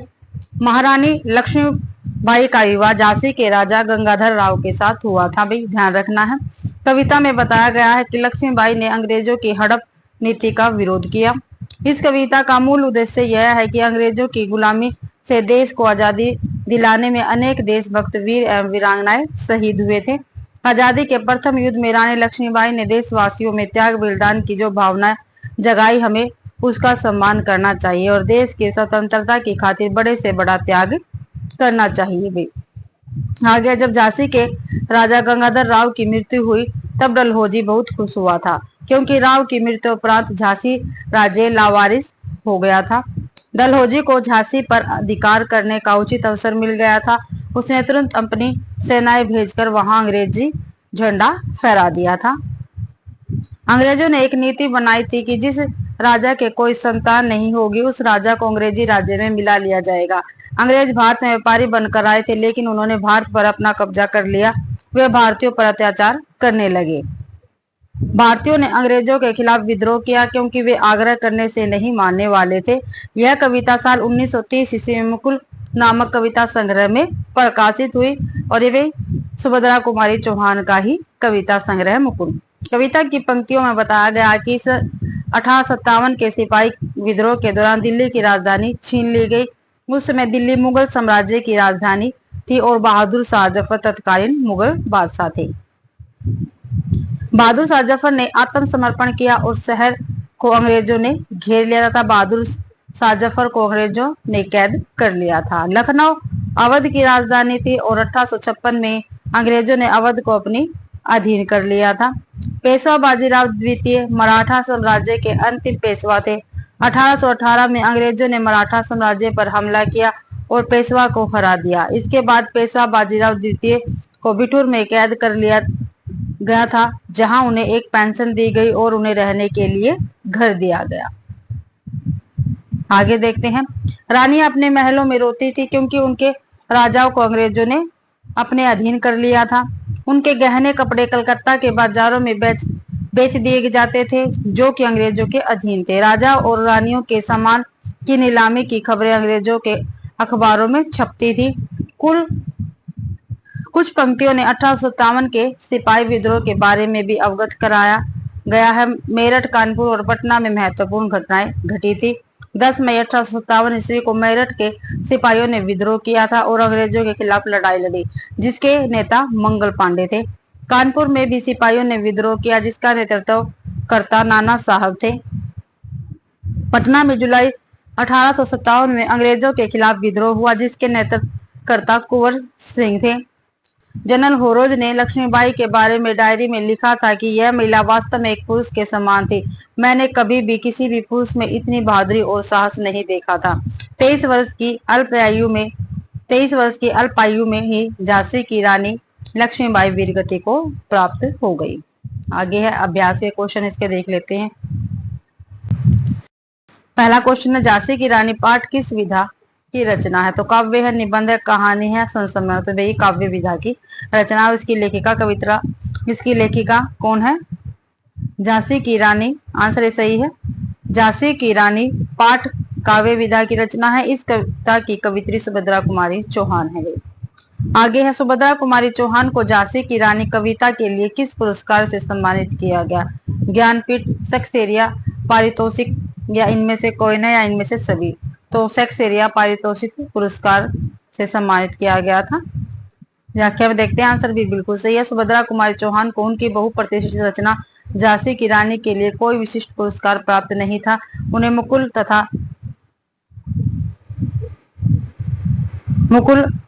तथा बिखरे मोती संग्रह के लिए शेक्सपियर पुरस्कार हिंदी साहित्य सम्मेलन द्वारा प्रदान किया गया था। आगे, रानी लक्ष्मीबाई ने अंग्रेजों की किस नीति का विरोध किया था? तो किसका? सीमांत नीति का, राजस्व नीति का या हड़प नीति का? तो हड़प नीति का विरोध किया था। डी आंसर सही है, आंसर डी बिल्कुल सही है। रानी लक्ष्मीबाई ने अंग्रेजों की हड़प नीति का विरोध भगत का सिद्धांत या विलय नीति भी कहा जाता है।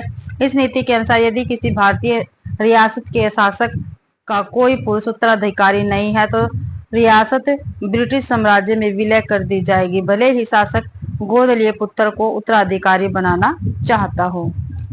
हड़प नीति किसने लागू की थी?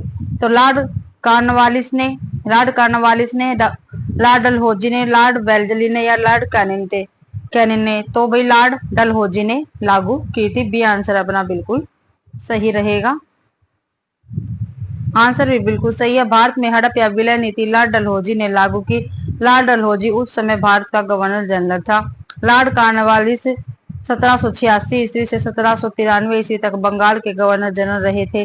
1798 से 1805 ईस्वी तक बंगाल के गवर्नर जनरल सहायक संधि प्रणाली लॉर्ड वेल्जली ने लागू की थी। लॉर्ड कैनिंग 1858 में भारत के पहले वायसराय बने थे भाई।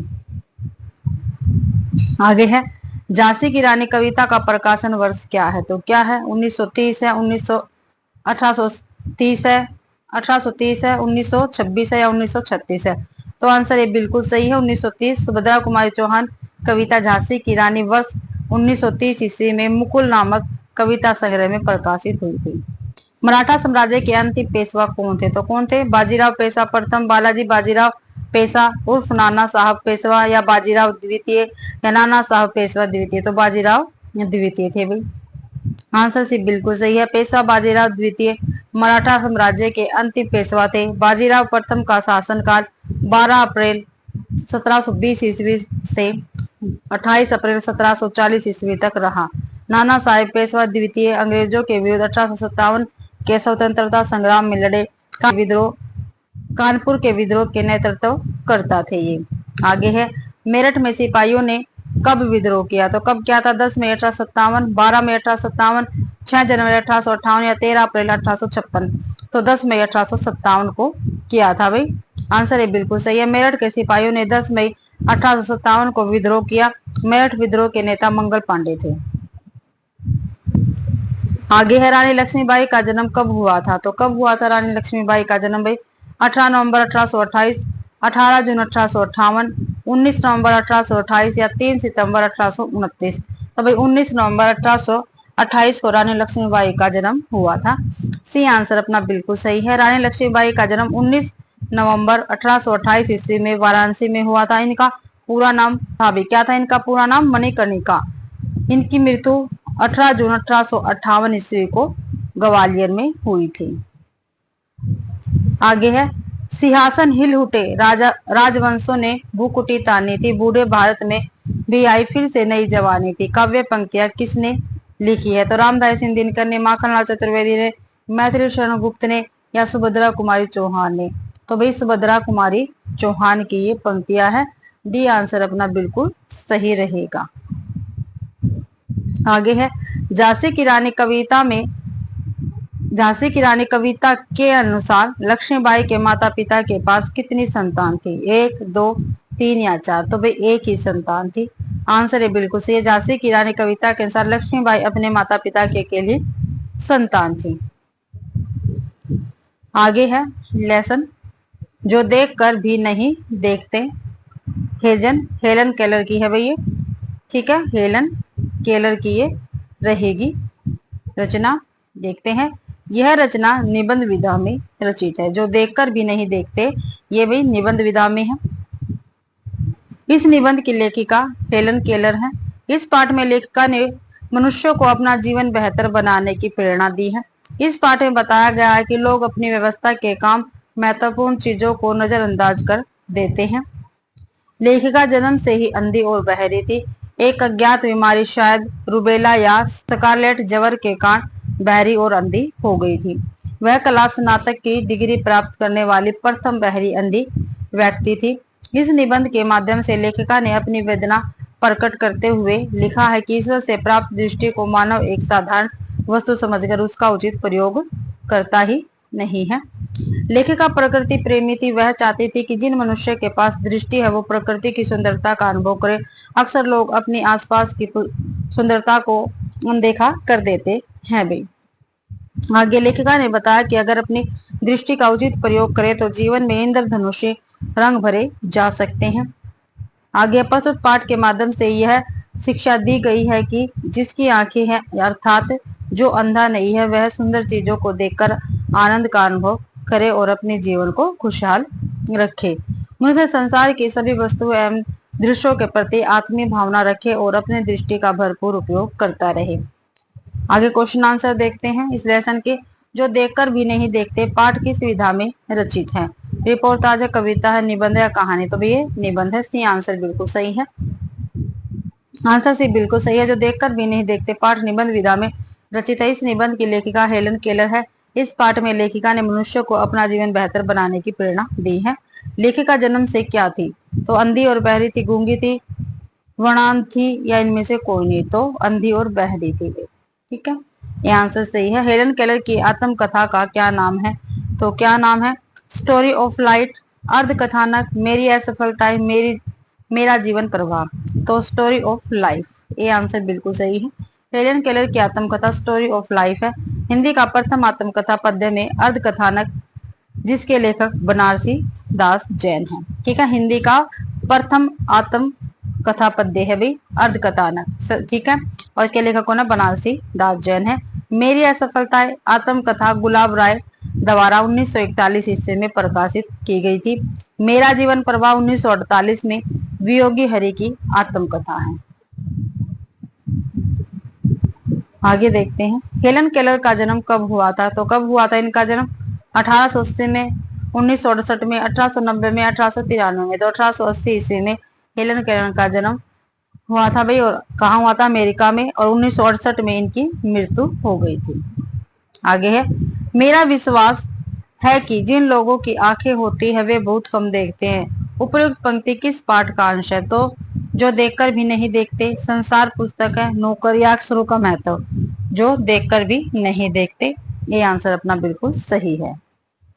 आगे क्वेश्चन है, आंखों की रोशनी न होने पर हेलन केलर चीजों को कैसे पहचानती थी? तो चश्मा लगाकर, देखने पर, छूकर पहचानती थी, दोनों से, इनमें से कोई नहीं? तो छूकर पहचानती थी। बी आंसर बिल्कुल सही है। अगला क्वेश्चन है, लेखिका हेलन केलर की प्रिय मित्र कहाँ की सैर करने के बाद वापस आई थी? तो समुद्र की सैर करने से, पार्क की सैर, पहाड़ की, या जंगल की? तो जंगल की सैर करके वापस आई थी। डी आंसर बिल्कुल सही है। आगे है, लेखिका हेलन केलर को टहनी पर हाथ रखने पर किसका मधुर स्वर कानों में गूंजने लगता था? तो पेड़ों का, शेरों का, भेड़ों का, या चिड़िया का? तो भाई चिड़िया का स्वर कानों में गूंजने लगता था। डी आंसर सही है। अगला क्वेश्चन है, लेखिका को चीड़ की फैली पत्तियां या घास का मैदान किससे ज्यादा अधिक प्रिय लगता था? तो महंगे कालीन से, मखमली गद्दों से, मखमली सोके से, या इनमें से कोई? तो महंगी कालीन से भी प्रिय लगता था। ये आंसर बिल्कुल सही है। अगला क्वेश्चन है, पाठ में लेखक ने किसके लिए दुख व्यक्त किया है कि लोग इसे साधारण सी चीज समझते हैं? जंगल के लिए, हवा के लिए, आशीर्वाद के लिए, या आग के लिए? तो आशीर्वाद के लिए। सी आंसर अपना बिल्कुल सही रहेगा। पाठ में लेखक ने कहा कि आशीर्वाद को लोग एक साधारण सी चीज समझते, जबकि इस नियामत से जिंदगी में खुशियों के इंद्रधनुषी रंगों से हरा भरा किया जा सकता है। भाई संसार पुस्तक है, संसार पुस्तक है, जिसके लेखक कौन है? जवाहरलाल नेहरू रहेंगे। संसार पुस्तक है, रचना पत्र विधा में लिखित है। पत्र विधा में लिखित है रचना, जिसके लेखक जवाहरलाल नेहरू जी है। इस उनकी बेटी इंदिरा जब 10 वर्ष की थी, नेहरू जी ने उन्हें अनेक पत्र लिखे। इस पाठ में नेहरू जी ने अपनी पुत्री इंदिरा जी को पत्र लिखकर दुनिया की कहानियां सुनाने की कोशिश की है। लेखक ने संसार को पुस्तक इसलिए कहा क्योंकि जैसे पुस्तक पढ़कर बहुत सी जानकारी प्राप्त की जा सकती है, वैसे ही संसार में रहकर भी हमें बहुत सी जानकारी प्राप्त हो सकती है। इस पाठ में यह शिक्षा दी गई है कि धरती का इतिहास जानने के लिए इस पर बसी सभी जातियों का और सभी देशों का इतिहास जानना चाहिए। आगे है, धरती पर नदियां हैं, जंगल, पेड़, रेत, बालू आदि का अध्ययन करके भी प्रकृति का सारा हाल मालूम हो जाता है। संसार की छोटी बड़ी चीजों का वैज्ञानिक दृष्टि से अध्ययन करने से सारा रहस्य ज्ञात हो जाता है। जैसे हम कोई भाषा सीखने के लिए अक्सर ज्ञान प्राप्त करते हैं, उसी प्रकार प्रकृति को समझने का ज्ञान हम पत्थरों, चट्टानों से प्राप्त कर सकते हैं। लाखों करोड़ों वर्ष पहले जब मनुष्य का अस्तित्व भी नहीं था, तो ये पृथ्वी बेहद गर्म थी। धीरे धीरे उसमें विभिन्न तरह के परिवर्तन हुए और सबसे पहले जानवरों और पेड़ पौधों का अस्तित्व सामने आया। लगभग 200 मिलियन वर्ष पूर्व पृथ्वी पर सभी महाद्वीप वास्तव में एक विशाल महाद्वीप थे, जो एक विशाल महासागर से घिरा हुआ था। यह पत्र पिता के पत्र पुत्री के नाम नामक पुस्तक में संकलित है। भाई पिता के पत्र पुत्री के नाम। यह पत्र नेहरू जी द्वारा अंग्रेजी भाषा में लिखा गया, जिसका हिंदी अनुवाद हिंदी के मशहूर कथाकार मुंशी प्रेमचंद ने किया है। ध्यान रखना है। आगे क्वेश्चन करेंगे, संसार पुस्तक है, यह किस विधा से रचना है? संस्मरण है, पत्र है, जीवनी है या निबंध है? तो भाई संसार पुस्तक है, ये पत्र विधा में रचित है। आंसर भी बिल्कुल सही। संसार पुस्तक है, रचना पत्र विधा में लिखित है। इस पाठ में नेहरू जी ने अपनी पुत्री इंदिरा जी को पत्र लिखकर दुनिया की कहानियां सुनाने का प्रयास किया है। अगला क्वेश्चन है, संसार पुस्तक है पत्र के लेखक कौन है? तो पंडित जवाहरलाल नेहरू है, महात्मा गांधी है, स्वामी विवेकानंद है या इंदिरा गांधी? तो ये आंसर बिल्कुल सही है, पंडित जवाहरलाल नेहरू है। आंसर बिल्कुल सही है। संसार पुस्तक है पत्र के लेखक पंडित जवाहरलाल नेहरू है। यह पत्र उन्होंने इलाहाबाद से अपनी पुत्री इंदिरा जी के लिए लिखा था। आगे है, संसार पुस्तक का पत्र किस पुस्तक में संकलित है? तो पिता के पत्र पुत्री के नाम, चांद, भारत मित्र या पिता के पत्र पुत्री के नाम? तो पिता के पत्र पुत्री के नाम। भाई ए ओ डी दोनों ही सही है इसमें तो। ठीक है, आगे देखते हैं। तो भाई इसमें पहले ए है, इसलिए ए सही कर रखा है। नेहरू जी की सभी चिट्ठियां पिता के पत्र पुत्री के नाम पुस्तक में संकलित है। विशंबर नाथ शर्मा कोशिश द्वारा लिखित पत्र दुबेजा की चिट्ठी चांद में संकलित है। ठीक है, दुबेजा की चिट्ठी किसमें? चांद में संकलित है। किसका? विशंबर नाथ शर्मा कौशिक का पत्र है भैया। बाल मुकुंद गुप्त ने भारत मित्र संकलन शिव शंभू के चिट्ठे पत्रों का संकलन किया था भाई। नेहरू जी ने क्या इरादा किया था? तो नेहरू जी ने क्या इरादा किया था भाई? बेटे को छुट्टी में मनाली ले जाने का, बेटे को इस दुनिया और उसके छोटे बड़े देशों के बारे में बताने का, बेटे को उसके जन्मदिन पर ढेर सारी चॉकलेट देने का। उपयुक्त में से कोई नहीं। तो बी आंसर बिल्कुल सही, बेटे को इस दुनिया और उसके छोटे बड़े देशों के बारे में बताने का इरादा किया था। अगला क्वेश्चन है, नेहरू जी का पत्र मुख्यतः किस भाषा में लिखित है? तो हिंदी में है, अंग्रेजी में, उर्दू में, फारसी में? तो भाई अंग्रेजी भाषा में लिखित है। आंसर भी बिल्कुल सही है। नेहरू जी का जो ये पत्र है मुख्यतः अंग्रेजी भाषा में लिखित है। इसकी हिंदी में अनुवाद हिंदी के मशहूर उपन्यास मुंशी प्रेमचंद ने की है। अगला क्वेश्चन, नेहरू जी ने इंदिरा जी को जब पत्र लिखा तो वह कितने वर्ष की थी और कहाँ रहते थे? 5 वर्ष की, इलाहाबाद में रहती थी, 14 वर्ष दिल्ली में, 10 वर्ष मसूरी या इनमें से कोई नहीं? तो 10 वर्ष मसूरी में वो रहती थी। 10 वर्ष की थी और मसूरी में रहती थी। सी आंसर सही है। संसार पुस्तक का पाठ के अनुसार धरती को कितने वर्ष पुरानी बताया गया है? तो 100 साल पुरानी, 100 साल पुरानी, 1 लाख वर्ष पुरानी, लाखों करोड़ों वर्ष पुरानी या इनमें से कोई नहीं? तो लाखों करोड़ों वर्ष पुरानी बताया गया है। सी आंसर सही है। संसार पुस्तक का पाठ में किसके लिए कहा गया है कि कोई जबान उर्दू, हिंदी या अंग्रेजी सीखने के पहले क्या सीखना जरूरी है? तो भाषा, अक्षर, कंप्यूटर या इनमें से कोई नहीं? तो भी अक्षर सीखना सबसे जरूरी है। आंसर भी बिल्कुल सही है। संसार पुस्तक का पाठ के आधार पर कहा गया है कि कोई जबान उर्दू, हिंदी या अंग्रेजी सीखने के लिए सबसे पहले उसका अक्षर सीखना जरूरी है। आगे संसार पुस्तक का पाठ में इंग्लैंड देश को क्या बताया गया है? तो क्या बताया गया? एक छोटा सा टापू, हिंदुस्तान से बड़ा देश, हिंदुस्तान कहाँ गया, इनमें से कोई नहीं? तो एक छोटा सा टापू बताया गया है इंग्लैंड को। संसार पुस्तक का पाठ में इंग्लैंड देश को एक छोटा सा टापू बताया गया, जबकि हिंदुस्तान को एक बहुत बड़ा विशाल बताया गया है, विशाल देश बताया गया है। आगे है, संसार पुस्तक पाठ के आधार पर छोटे छोटे बच्चे खेलते हुए बालू के घरौंदे किसके किनारे बनाते हैं? तो समुद्र के किनारे, नदी के किनारे, नहर के किनारे, इनमें से कोई नहीं? तो समुद्र के किनारे बनाते हैं। ये आंसर बिल्कुल सही है। अगला लेसन है, मैं सबसे छोटी हूँ, कविता है सुमित्रानंदन पंत की भाई। ठीक है, मैं सबसे छोटी हूँ पाठ कविता विधा में रचित है। यह कविता सुमित्रानंदन पंत जी द्वारा रचित है। सुमित्रानंदन पंत प्रकृति के सुकुमार कवि माने जाते हैं। सुमित्रानंदन पंत छायावादी कविता के स्तंभ रहे हैं। इस कविता के माध्यम से पंत जी ने एक छोटी लड़की के मन में चल रहे भाव का चित्रण किया है। कविता में दर्शाया गया है कि बच्ची अपनी माँ के स्नेह और उनकी देखभाल को नहीं खोना चाहती है। उस कविता में दर्शाया गया कि बच्ची अपनी माँ के स्नेह और उनकी देखभाल को नहीं खोना चाहती है।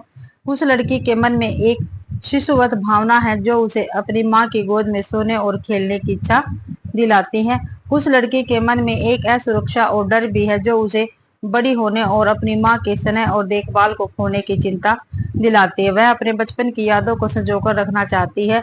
उस लड़की के मन में अपनी माँ के लिए एक निर्भरता जिसके लिए वह अपने जीवन को समर्पित करने को तैयार है।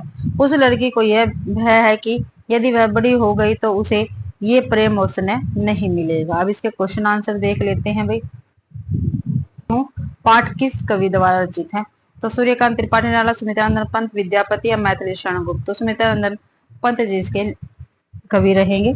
मैं सबसे छोटी हूँ कविता सुमित्रानंद पंत द्वारा रचित है। यह कविता एक छोटी बच्ची के मन में अपनी माँ के साथ रहने और हमेशा छोटी रहने की इच्छा को व्यक्त करती है। इनकी अन्य कविता है भारत माता, ग्रामश्री, संध्या के बाद आदि।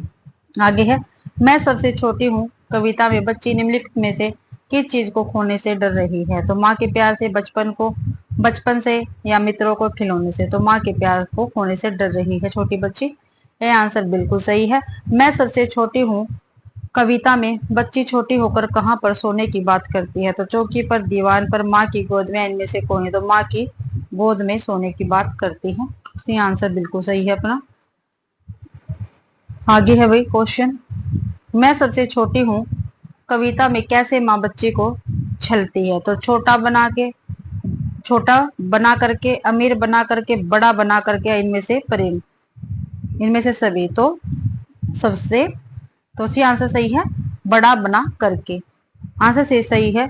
मैं सबसे छोटे हूँ कविता में माँ बच्ची को बड़ा बना करके छलती है। पांचवा क्वेश्चन है, माँ के साथ क्या पकड़कर चलना चाहती है? तो माँ का आंचल, माँ का हाथ, माँ की अंगुलियां, इनमें से कोई नहीं? तो माँ का आंचल पकड़कर चलना चाहती है बच्ची। ये आंसर अपना सही है।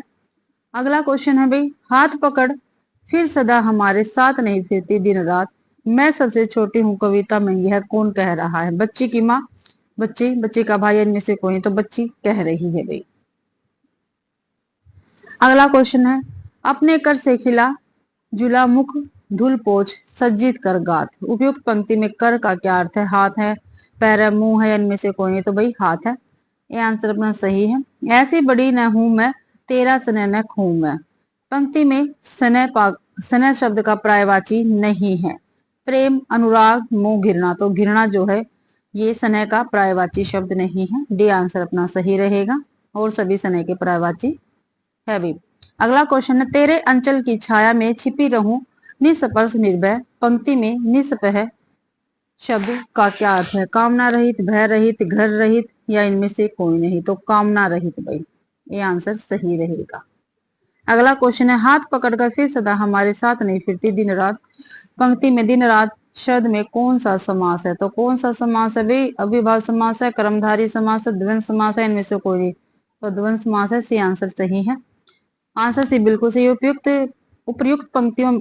उपर्युक्त पंक्ति के दिन रात शब्द में द्वंद्व समास है। जिस समास के दोनों पद प्रधान होते हैं तथा विग्रह करने पर और अथवा या एवं योजक चिन्ह लगते हैं, वहां पे द्वंद्व समास होता है। अगला क्वेश्चन है भी लोकगीत। ठीक है, भगवती शरण उपाध्याय जिसके लेखक रहेंगे। तो लोकगीत रचना निबंध विधा में है। ठीक है, इसके लेखक भगवत शरण उपाध्याय है। लोकगीत मनोरंजन का एक अहम हिस्सा है। लोकगीत हमारे संस्कृत जीवन विधान, सभ्यता और सदाचार का प्रतीक है। हिंदी की पाठ्य पुस्तक में लोकगीत देने का मुख्य उद्देश्य भाषिक विशेषता से परिचित कराना, रसानुभूति प्राप्त करना तथा भारत की सांस्कृतिक विशेषता से परिचित करना। लोकगीत एक विशेष समूह के लोगों, संस्कृत या उप संस्कृत द्वारा साझा की जाने वाली अभिव्यंजक संस्कृति का समूह है। लोकगीत मानव जीवन की अनुभूति, अभिव्यक्ति और हृदयागार तथा जीवन का स्वच्छ और साफ दर्पण भी है, जिसमें समाज में व्यक्त जीवन का प्रतिबिंब दिखाई पड़ता है। लोकगीत मानव जीवन की अनुभूत अभिव्यक्ति से जितना जुड़ा हुआ है उतना वाणी के किसी रूप से भी नहीं। लोकगीत ही लोक जीवन की वास्तविक भावनाओं को व्यक्त करता है। आदिवासी लोकगीतों का एक प्रकार ओजस और सजीव है। क्या है? ओजस और सजीव है। ये गीत आदिवासी समुदाय की संस्कृति, परंपरा और जीवन शैली का प्रतिबिंब भी है। आदिवासी लोकगीतों में निम्नलिखित विशेषता होती है, कौन कौन सी देख लेते हैं। और सभी और सजीव भाषा, प्रकृति के प्रति सम्मान और पूजा, जीवन की चुनौतियां और संघर्ष का वर्णन, संघर्षों का वर्णन, सामुदायिक जीवन और संस्कृति का प्रतिबिंब, विशिष्ट संगीत और नृत्य शैलियां। आगे है भाई आदिवासी लोकगीत, देख लेते कौन कौन से होते हैं।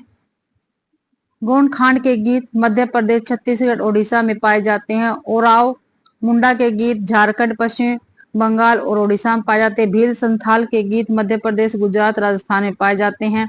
पहाड़ी लोकगीत जैसे गढ़वाली गीत उत्तराखंड के गढ़वाल क्षेत्र में पाए जाते हैं। किन्नौरी गीत हिमाचल प्रदेश के किन्नौर जिले में पाए जाते हैं। कांगड़ी गीत हिमाचल प्रदेश के कांगड़ा जिले में पाए जाते हैं भाई।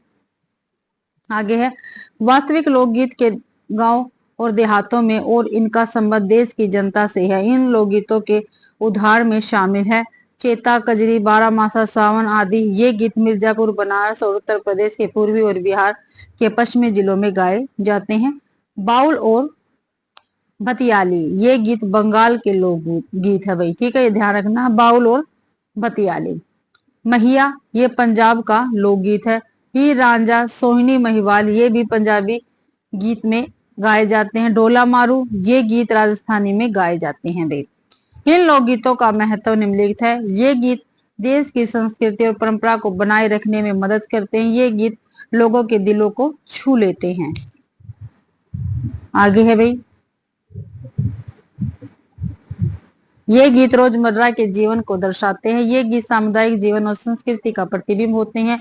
इस प्रकार से लोकगीत देश की संस्कृति और परंपरा का एक महत्वपूर्ण हिस्सा है। अब इसके क्वेश्चन आंसर देख लेते हैं। लोकगीत पाठ किस विधा में रचित है? तो निबंध है, कहानी है, रिपोर्टाज है या रेखा चित्र। तो जो लोकगीत पाठ है ये क्या है? निबंध विधा में है। ये आंसर सही है। लोकगीत पाठ की रचना निबंध विधा में हुई है। लोकगीत मनोरंजन का एक अहम हिस्सा है। भगवत शरण उपाध्याय इसके लेखक है भाई। रेखा चित्र को हिंदी साहित्य में गद्य की एक विधा माना जाता है। शब्दों के माध्यम से किसी व्यक्ति, वस्तु या घटना का कलात्मक चित्रण है। आगे है डोला मारू राग के गीत कहाँ बड़े चाव से गाए जाते हैं? हरियाणा में, गुजरात में, राजस्थान में, पंजाब में।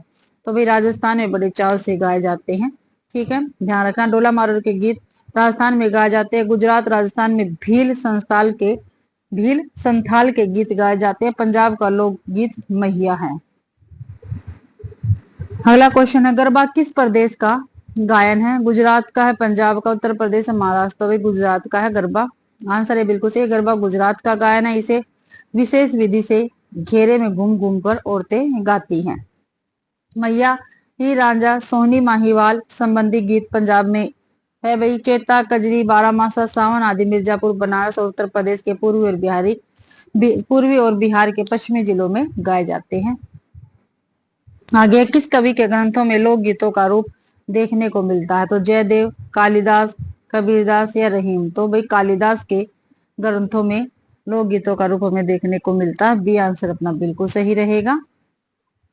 जयदेव के ग्रंथों में राधा कृष्ण की लीला और प्रेम का वर्णन है। कबीरदास के ग्रंथों में निराकार निर्गुण ईश्वर का स्वरूप हमें देखने को मिलता है। आगे है चंदेल राजाओं के राजकवि का क्या नाम है? जे चंदेल राजाओं के राजकवि का क्या नाम है?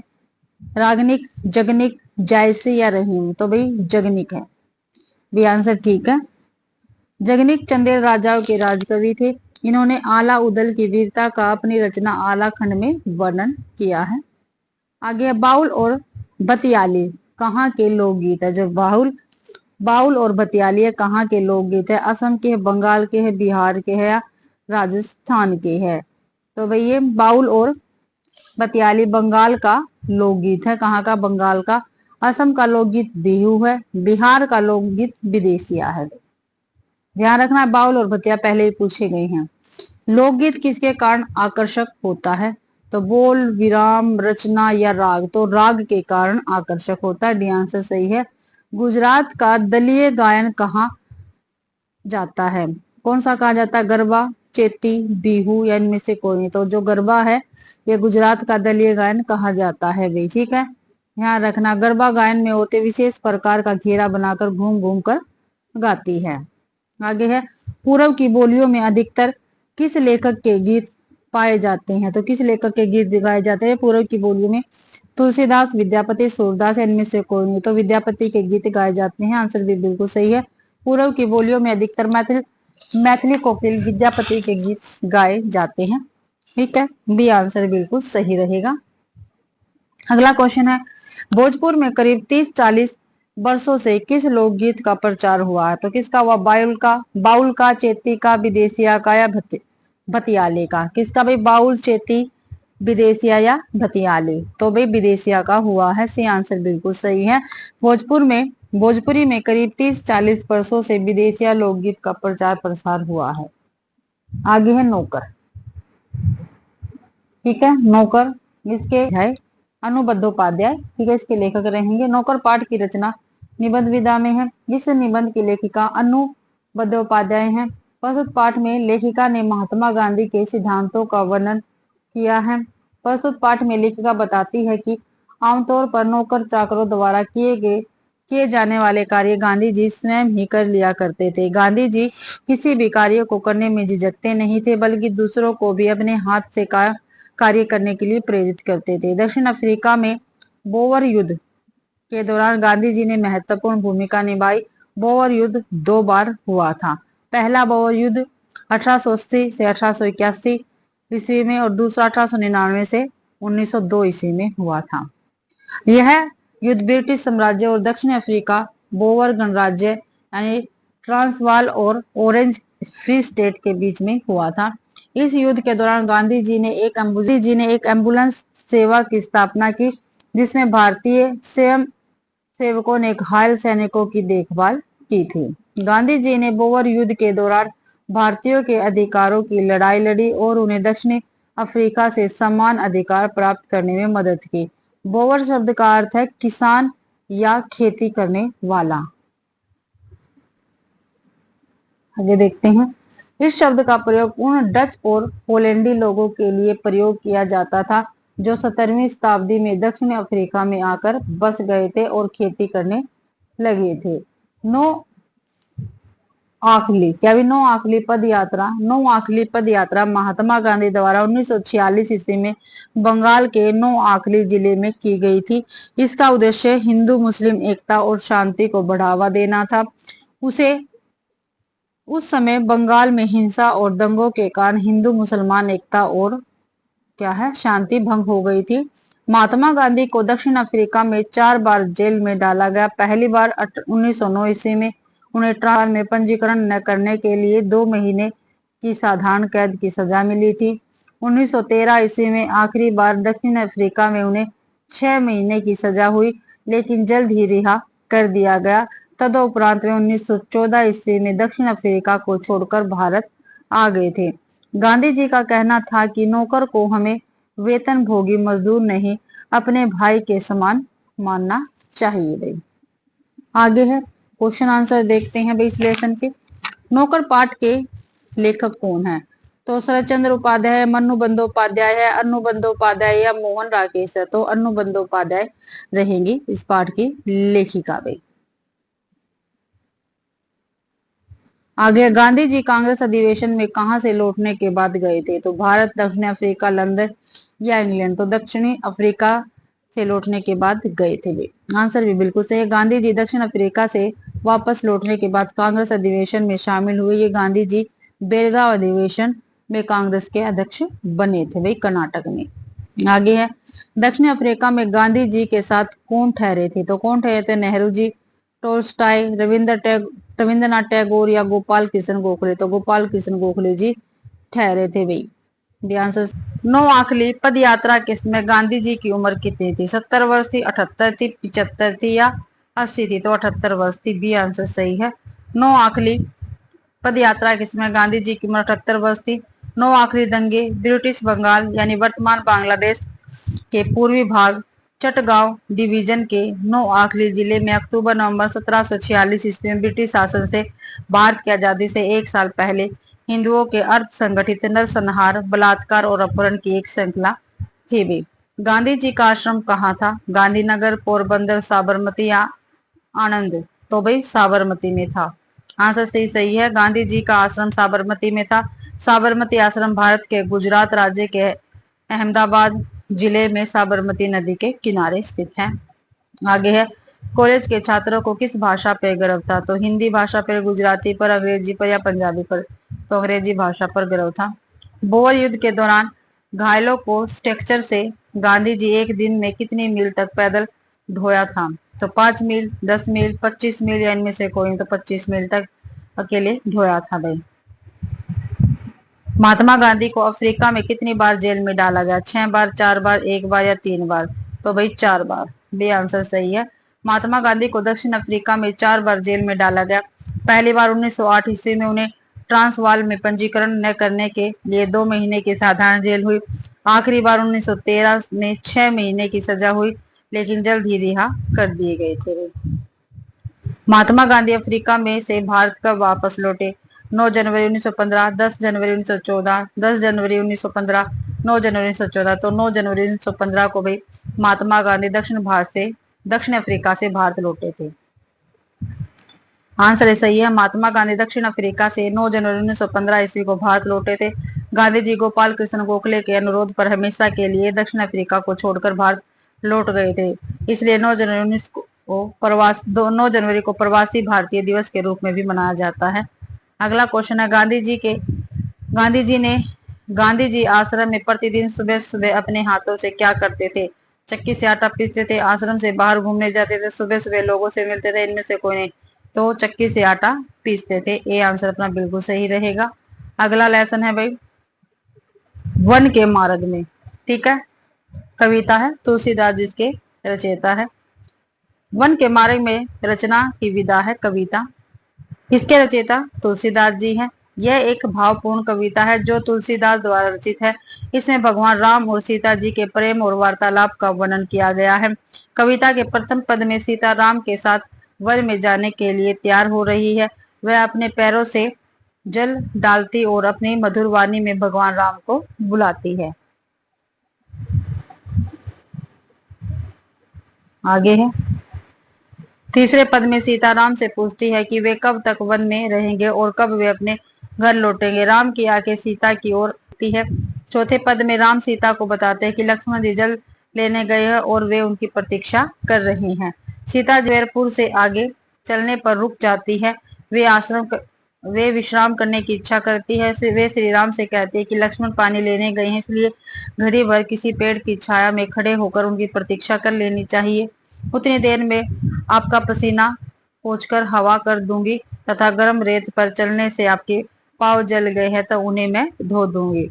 श्री राम जी यह सुनकर समझ गए कि सीता जी थक चुके और स्वयं विश्राम करने के लिए कहने में पूछा रही है, इसलिए वे बैठ गए और बड़ी देर तक बैठकर उनके पैरों में चुभे कांटे निकालते रहे। अपने प्रति श्री राम का ऐसा प्रेम देखकर सीता जी पुलकित हो गई और उनकी आंखों से प्रेम के आंसू टपकने लगे। क्वेश्चन देखते हैं, वन के मार्ग में किस विधा की रचना है? तो ये कविता है भाई, ये आंसर बिल्कुल सही है। वन के मार्ग में कविता विधा में रचित है। इसके रचयिता तुलसीदास है। जीवनी किसी व्यक्ति के जीवन का विवरण होता है जिसे आमतौर पर उस व्यक्ति के अलावा कोई और लिखता है। आत्मकथा किसी व्यक्ति द्वारा अपने आप ही जीवन की कहानी लिखना आत्मकथा कहलाता है। अगला क्वेश्चन है, वन के मार्ग में कविता तुलसीदास जी की किस रचना से ली गई है? तो एक कवितावली से ली गई है भाई। रामचरितमानस, विनय पत्रिका, जानकी मंगल, चारों की चारों रचनाएं तुलसीदास जी की हैं। आंसर बिल्कुल सही है। यह कविता तुलसीदास के कवितावली रचना से अवतरित है। कवितावली में श्री रामचंद्र जी के इतिहास का वर्णन कवित, चौपाई, सवैया आदि छंदों में किया गया है। कवितावली 7 खंडों में विभक्त है। वन के मार्ग में कविता में किस छंद का प्रयोग हुआ है? तो किसका हुआ? चौपाई का, दोहा, सवैया या कवित? तो भाई सवैया का हुआ है। ये आंसर बिल्कुल सही, सी आंसर बिल्कुल सही है। आंसर सी बिल्कुल सही है। वन के मार्ग में कविता में सवैया छंद का प्रयोग हुआ है। चौपाई छंद, चौपाई एक मात्रिक समछंद है जिसमें 4 चरण होते हैं और प्रत्येक चरण में 16 मात्राएं होती है। कवित यह हिंदी साहित्य में प्रयुक्त होने वाला एक वर्णिक छंद है जिसमें प्रत्येक चरण में 16 वर्ण होते हैं। सवैया यह 4 चरणों का संपाद वर्ण है। वर्णिक वर्तों में 22-26 अक्षर के चरण वाले जाति छंदों को सामूहिक रूप से हिंदी में सवैया कहने की परंपरा है। अगला क्वेश्चन है, सास सास में बास, LXM जॉर्ज की रचना है ये, ठीक है। सास सास में बास रचना निबंध विधा में रचित है। इस पाठ में लेखक LXM जॉर्ज है। इस पाठ में नागालैंड राज्य की खास बातें बताई गई है। जादूगर चंकी चंग लन्बा असम के रहने वाले एक मशहूर जादूगर थे। मरने के समय उन्होंने लोगों से बोला था कि मुझे दफनाए जाने के छठे दिन मेरी कब्र खोदकर देखोगे तो कुछ नया सा पाओगे। जब उनकी कब्र खोदी गई तो कब्र से बांस की टोकरियों के कई सारे डिजाइन निकले। उत्तर पूर्व के सातों राज्य अरुणाचल प्रदेश, असम, मेघालय, मणिपुर, मिजोरम, नागालैंड, त्रिपुरा में बांस बहुत उगता है। वहाँ के लोग अपने जीवन के लिए बांस के बर्तन, फर्नीचर, बांस के मुखौटे, आभूषण इत्यादि बनाते हैं। नागालैंड में बांस की चीजें बनाने का महत्व न केवल आर्थिक है बल्कि यह सांस्कृतिक और पर्यावरणीय रूप से भी महत्वपूर्ण है। बांस एक टिकाऊ और नवीनीकरण संसाधन है जो पर्यावरण को नुकसान नहीं पहुंचाता। असम में मछली पकड़ने के लिए एक बांस की टोकरी नुमा जाल का प्रयोग करते हैं जिसे जकाई कहते हैं। इस जाल को बनाने के लिए बांस की खपचियों का प्रयोग करके उन्हें एक इस प्रकार बांधा जाता है कि वे शंकु का आकार ले ले। यहाँ पर जुलाई अक्टूबर के बीच घनघोर बारिश होती है। दाव एक प्रकार का चाकू है जो पारंपरिक रूप से उत्तर पूर्वी भारत और अन्य दक्षिण एशिया देशों में भी उपयोग किया जाता है।